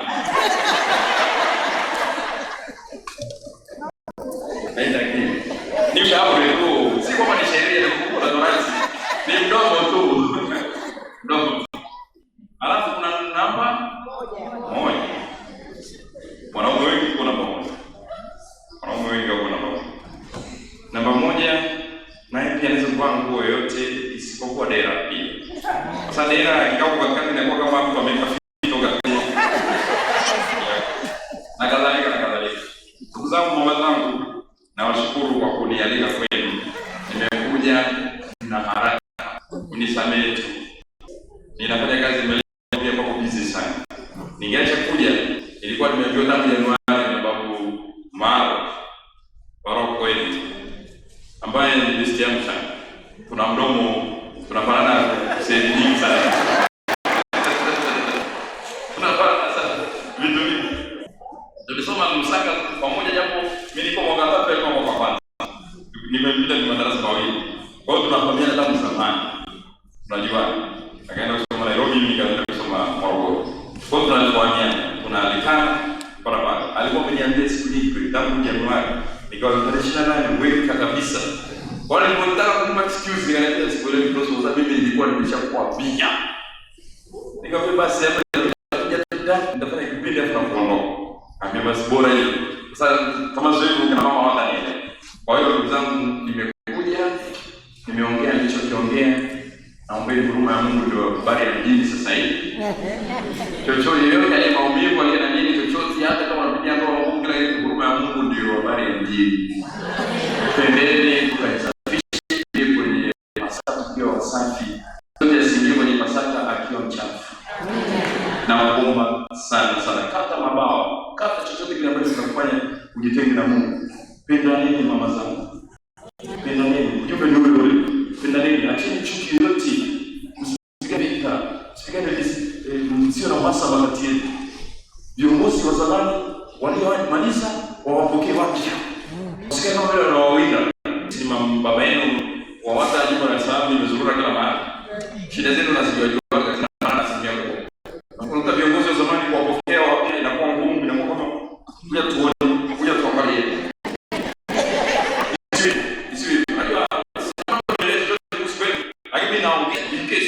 Ikiwa ni parokiani, ikiwa ni kujiligania, ikiwa ni mahali popote, jua kazi unayofanya sio kazi yako, ni kazi ya msulubiwa, ni kazi ya Yesu.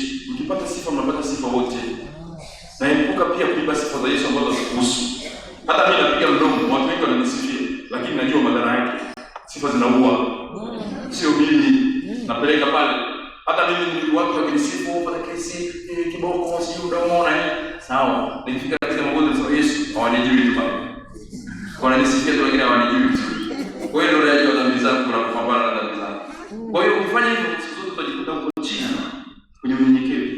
Go down. Enda chini, siku zote utapata amani. Jifunze kuwa mwanafunzi kwa watu wote. Na watu wote ni walimu. Utakumbana na mtu. Lakini ukitaka kuwa mwalimu kwa watu wote, utakumbana na mengi sana. Sawa. Kwa Mungu akupe sikio la tembo na mdomo wa sisimizi. Mungu akupe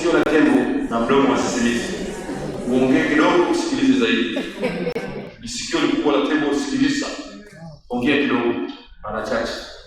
Siku zote penda mwenzako apite uje nyuma. Yaani utaishi hapa duniani kama uko mbinguni. Lakini usikubali mtu akufanye carpet. Maana watu kujishusha wanakuja kukanyaga carpet. Na kwa kwamba hakuna mtu anaweza kutenda dhambi kwa niaba yake. Hiyo hata ukasirike vipi, wewe ndio waamushi kutenda dhambi. Kwa hiyo jipende, watu waongee nini, waseme chochote, hakikisha wana kazi ya msuluhiyo. Ikiwa unafanya kazi yako mwenyewe itakuumiza. Lakini kama unafanya kazi ya msuluhiyo, una haja ya kuwa na wasiwasi. Mungu anawalinda wale walio wake. Mwisho wa mdomo, tumsifu Yesu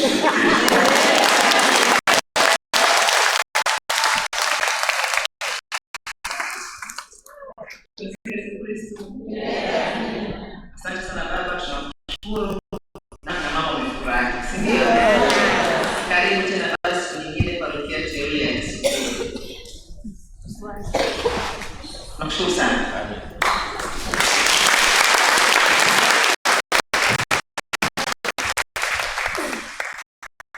Msifu Yesu Kristo. Napenda baba zangu,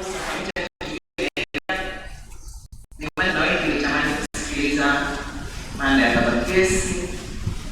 Kwa hiyo ambao mjipata muda wa nafasi katika tukio, karibuni, tutatoka na mlango wa kulia mada ya katekesi. Sawa. Kwa wale wageni, vyombo vyetu kutoka na mlango wa kulia, kinyosha mbele kuna ukuta, vyoo utaviona kule. Karibuni sana. Lakini pia kuna watu wa huduma hapo nje. Inawezekana kuna mama mwingine alichelewa, anatamani kupata maji, ambaye hajafunga, kupata soda, vipo pia pale nje. Sawa mazangu. Tutafuata na mada ya Mr. Makwanda. Unasema tuendelee na mada au unapenda kukatana ku stretch kidogo? Stretch kidogo. Pana kukatana. Sasa nitawapa dakika 5. Na tuendelee. Mwendelee. Mr. Makwanda, popote ulipo karibu, tuendelee na mada.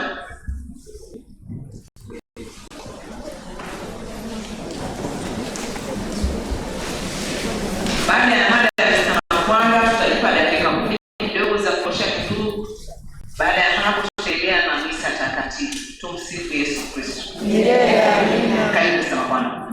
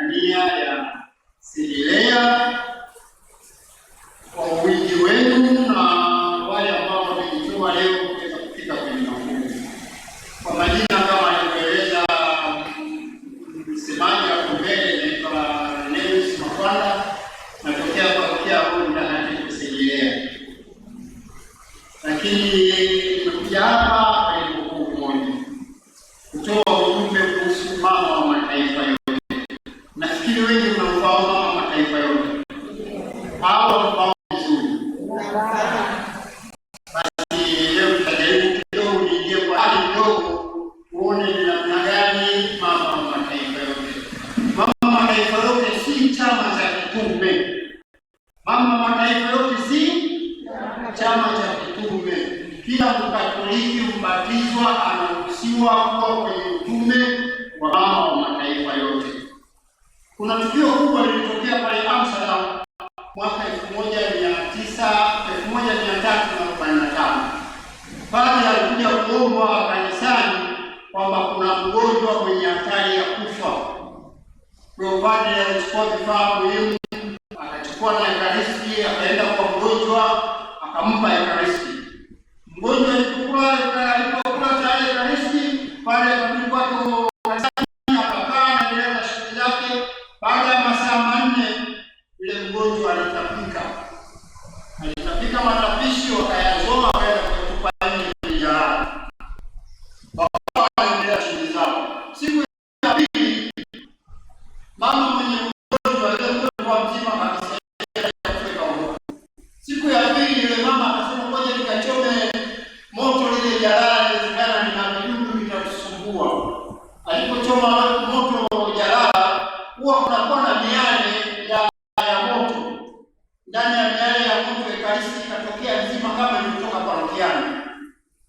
mama hata akatuona mtoa hiki kitu gani, akaichukua ekaristi akaiweka vizuri, akaanza kuwaza ni nini limetokea. Wewe na mimi tunapokula ekaristi nafanyaje? Ukishakuja hapo mbele sina yeyuka. Sasa ajabu, siku ya pili ikatokea hizo kwenye jalala. Sasa yule mama akachukua ekaristi akairudisha kanisani kwa baba pale na kumweleza tukio nzima. Pale akachukua akahifadhi. Baada ya muda pale anaendelea na shughuli zake, na mkuta yule mama anatokea tena. Vipi mama? Nasema mama, baba rudi kwa Mungu, rudi tena kwangu. Baada akachukua akaiweka sehemu husika. Baba anaendelea na shughuli zake na mama anarudi nyumbani.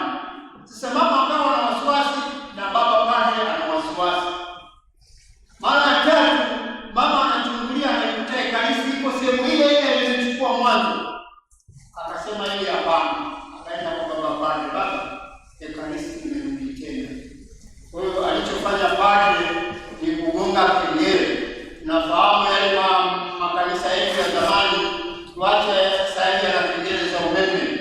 Yale makanisa yetu yenye kengele za kamba. Akagonga kengele, alipomaliza kugonga kengele, waamini wakajazana kanisani. Akawaeleza tukio zima. Akasema sasa waumini, mnatoa mufna, tutafanya kuabudu hapa. Tukishamaliza kuabudu, tutafanya maandamano kutoka kwa kanisani mpaka kwa ule mgonjwa ni kilomita 15. Kwa hiyo wakaabudu, walipotoka wakafanya maandamano kwenda sehemu husika.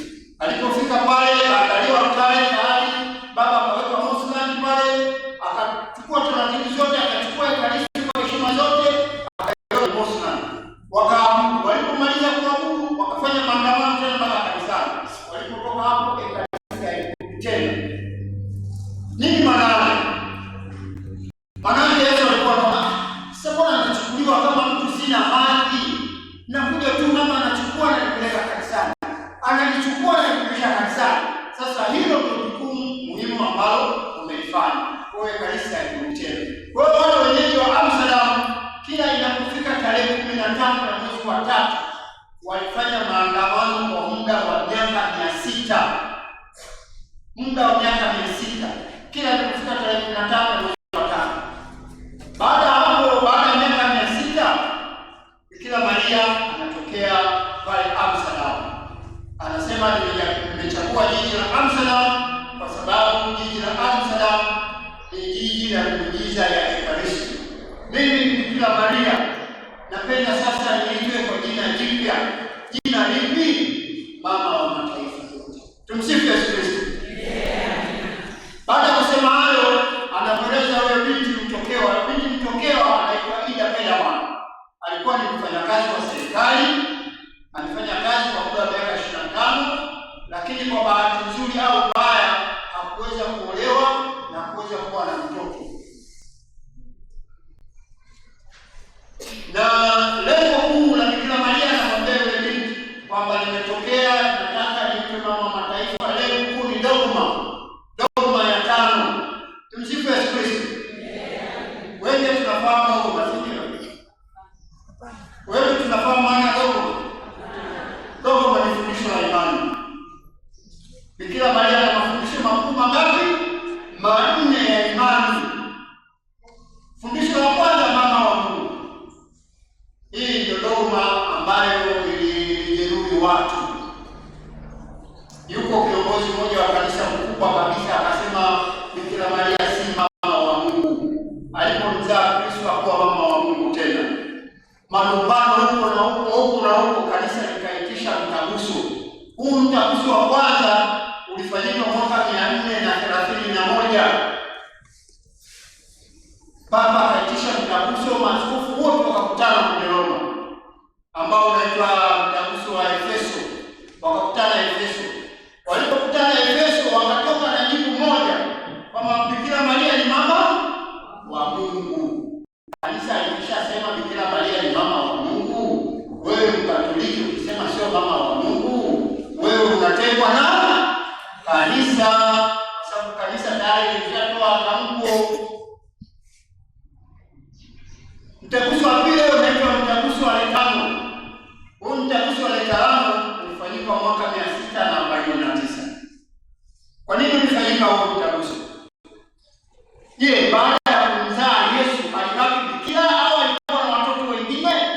Tumsifu Yesu Kristo. Bikira Maria baada ya kumzaa Yesu alizaa watoto wengine? Jibu ni hapana, si ndio? Alibaki kuwa bikira. Sasa kukatokea malumbano kwamba hapana, wengine alikuwa anaendelea, wengine abaki bikira. Askofu nini, Baba Mtakatifu akaitisha mtaguso wa Vatikano. Ule mtaguso ukatoka na jibu kwamba Bikira Maria ni bikira daima, hakuendelea kuzaa, alibaki bikira. Mtaguso wa tatu ni mtaguso huo sasa unaitwa mkingi wa dhambi ambayo ndio nyinyi WAWATA ndio msimamizi wenu, si ndio? Ndio msimamizi wa WAWATA, si ndio? Bikira Maria mkingi wa dhambi asili. Kwa nini mkingi wa dhambi asili? Ilikuwaje? Ikatokeaje mpaka katangazwa mtaguso? Tunaona nchi ya Ufaransa mwaka 1830 ilitaka kuingia kwenye machafuko na iliingia kwenye machafuko. Bikira Maria akamtokea binti mmoja anaitwa Katarina. Alipomtokea yule binti, na yule binti hakuwa mtawa alioweka nadhiri za daima. Ndani ya convent alikuwa na miezi 4 tu. Anamwambia Katarina, liambie kanisa watengeneze medali ya Bikira Maria mkingi wa dhambi asili. Mbele ya hiyo medali Bikira Maria mkingi wa dhambi asili kuwe na Bikira Maria amenyosha mikono na chini neema zinabubujika. Alafu nyuma ya hiyo medali kuwe na msalaba juu yake.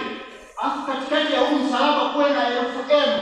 M inapatanisha mioyo. Moyo safi wa moyo mtakatifu wa Yesu na moyo safi wa Bikira Maria. Na chini ya hiyo herufi M kuwe na moyo mtakatifu wa Yesu na moyo safi wa Bikira Maria. Katarina akaenda kumwambia mama mkuu, na mnajua taratibu zetu za kanisa. Alipoenda kumwambia mama mkuu akamwambia, wewe Katarina, toka uingie utawani hapa, una miezi 4. Leo unakuja na jambo kubwa kwamba amekutokea Bikira Maria itengeneze medali ya kingia dhambi asili. Wewe mbona na mambo makubwa? Akasema, mama, ninatii, lakini ndio nilivyoambiwa. Mama mkuu hakufanya chochote. Mama mkuu, usiku Bikira Maria anatokea tena Katarina. Je, kanisa wanasemaje? Akasema, nilimwambia mama mkuu ameniambia hiki na hiki. Kama mie tena nchi inaingia kwenye machafuko nchi ya Ufaransa. Mfalme anafanya vitu vya ajabu, wanafunga watu, wanataka kuingiza nchi kwenye machafuko. Mama mkuu akaenda kumwambia baba askofu wa jimbo. Kanisa likaanza uchunguzi. Nchi kaingia kwenye vita. Cha ajabu sasa kilichokuwa kinatokea kwenye convent ambayo Sister Katarina yupo, ukipiga bomu aliingia, ukipiga risasi aliingia. Watu sasa wakaona kuingia mle ukipiga bomu alianguki. Tukimbilie. Kanisa 1802 wakatengeneza medali ya Bikira Maria mkingi wa dhambi asili. Lakini mwaka wakaweka ule 1830. Sasa kwa nini sisi tunaita Bikira Maria medali ya miujiza? Si ndio jina tulilozoea? Wewe mnayo medali ya Bikira Maria mkingi wa dhambi asili ya miujiza? Wewe mnayo? Kama mnayo, kama hamna sikilize. Wao wakaiuza baada ya ndoa ya asili katika medali ya Bikira Maria wa miujiza. Kwamba ulikuwa kipofu kwa medali ulikuwa Mungu kwa medali unasema.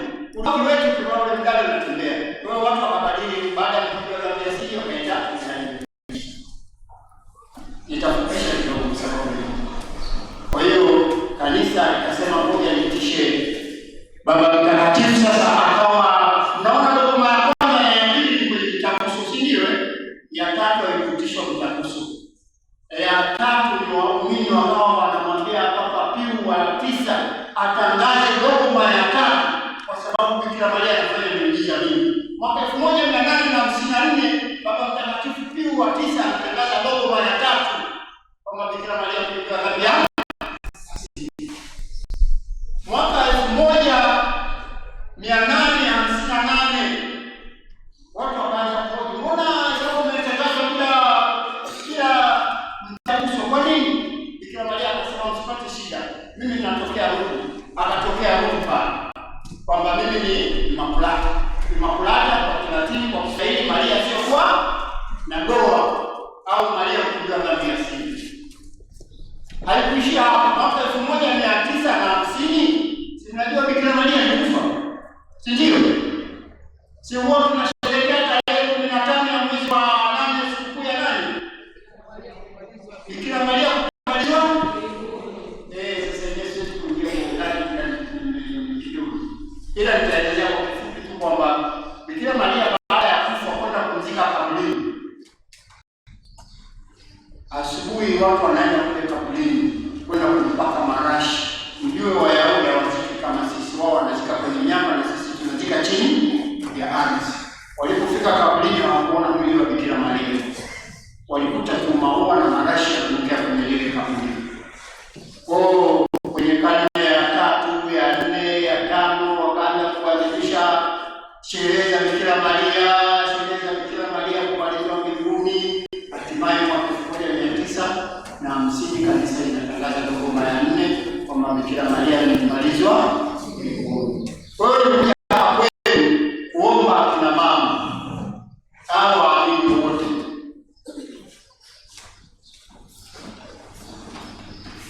Hii ni picha Bikira Maria mama wa mataifa yote. Hii picha kuna sala, na ndio maana nikasema si chama cha kitume.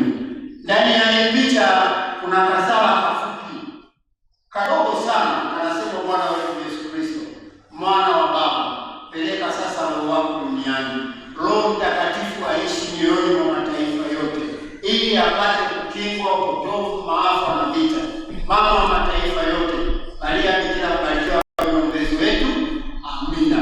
Sasa baada ya matukio mwaka 1996 huyo Bikira Maria akaanza kumtokea Ida Pedaman. Alimtokea Ida Pedaman kwa mara 56 toka 45 mpaka mwaka 1959, mara 56. Mwaka 1951 akatoa hiyo sala. Sasa kanisa la Dodoma wakaambiwa na wale watu wa Amsterdam Uholanzi kwamba tunaomba turuhusiwe hii sala iwe nzima. Kama mnafahamu kanisa nikaanza kufanya tafiti toka mwaka 45, 59, hatimaye kanisa na Vatican, makao makuu ya kanisa Katoliki pale Roma, wakaruhusu hii sala na picha kwa dunia nzima mwaka 1996 isaliwe na watu watumie kwenye majumba yao. Hapa kwetu Tanzania ilifikaje? Hapa kwetu Tanzania kuna sister moja anaitwa Sister Yasinta, alienda hija hadi Yugoslavia. Alipoenda kule, alipomaliza hija akakuta tukio hili. Akasema hili tukio kwetu Tanzania linafaa. Akachukua wakati huko jimbo la Mahenge, akapeleka jimbo la Mahenge.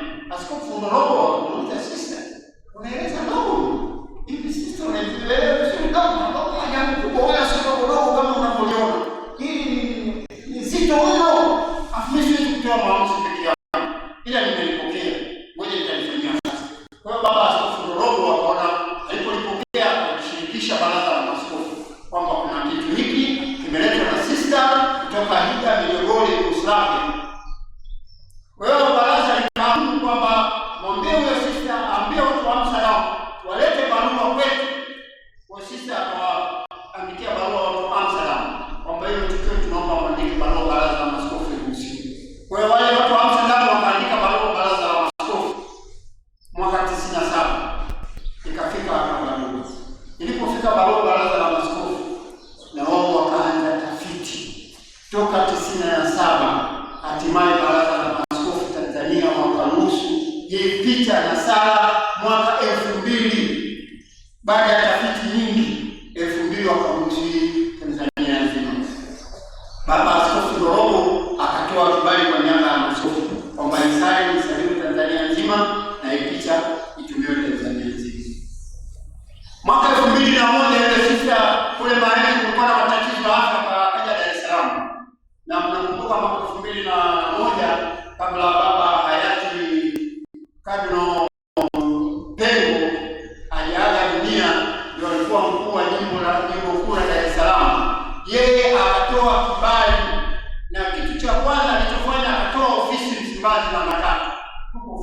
Msimbazi pale namba 3 toka mwaka 2001. Alafu pili akamchagua Father Mansletus kuwa msimamizi wa utume wa mama mataifa yote. Cha tatu akasema Father Mansletus, naomba uteue watu kutoka vyama mbalimbali vya kitume. Mojawapo ni mimi, nilitolewa kutoka Reto, kutoka Moyo Mtakatifu wa Yesu na kutoka Shujaa Immaculata. Tuko kama 11 tu Tanzania nzima. Kwa hiyo tukaanza utume mwaka 2002. Kulikuwa na mkutano wa Nicea ambao ulifanyika Baraza la Maaskofu, na mwaka 2002 Askofu Nyongizi ndio alikuwa rais wa Baraza la Nicea. Kwa hiyo yeye akatoa habari basi, kwanza akasema ule ukumbi wa Nicea tunayo picha kubwa kabisa yenye asilimia 90 iwekwe mlangoni, na kutoka 2002 mpaka leo. Alafu pili yatolewe maneno ya lugha ya nchi yaandike Kiswahili na sala ziandike Kiswahili. Kwa hiyo wakaanza kutafutwa mapadri wa kutafasiri kutoka lugha nyingine kupeleka Kiswahili.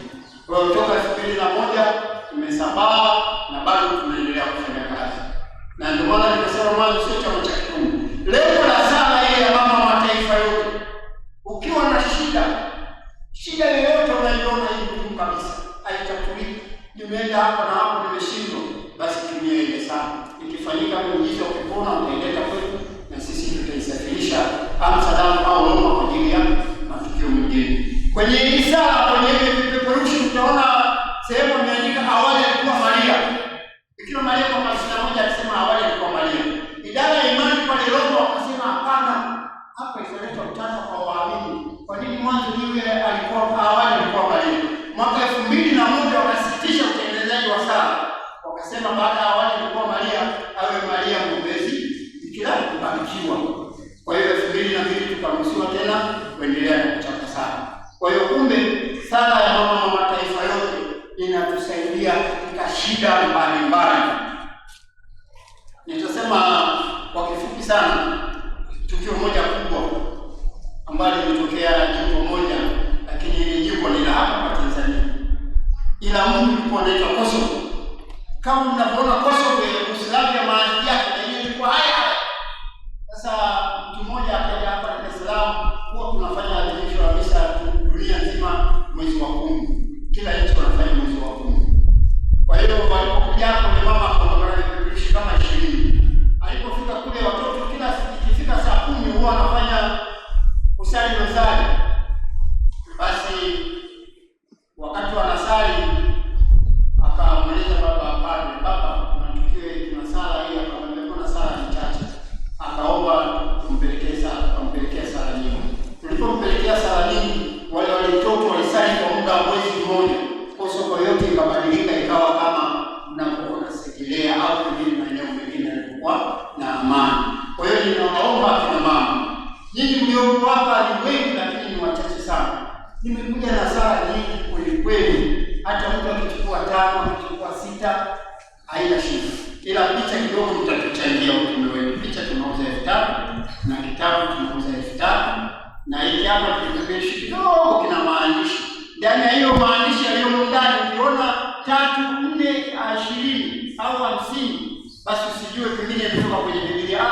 Ni mwaka ambao Bikira Maria ametoa ujumbe. Kwa hiyo kumbe ni waombe wawata dekania ya Segerea. Wenzetu wengine cha ajabu iliyopo. Mimi ni mwenyekiti wa utume Tanzania. Lakini ajabu tunapata mimi.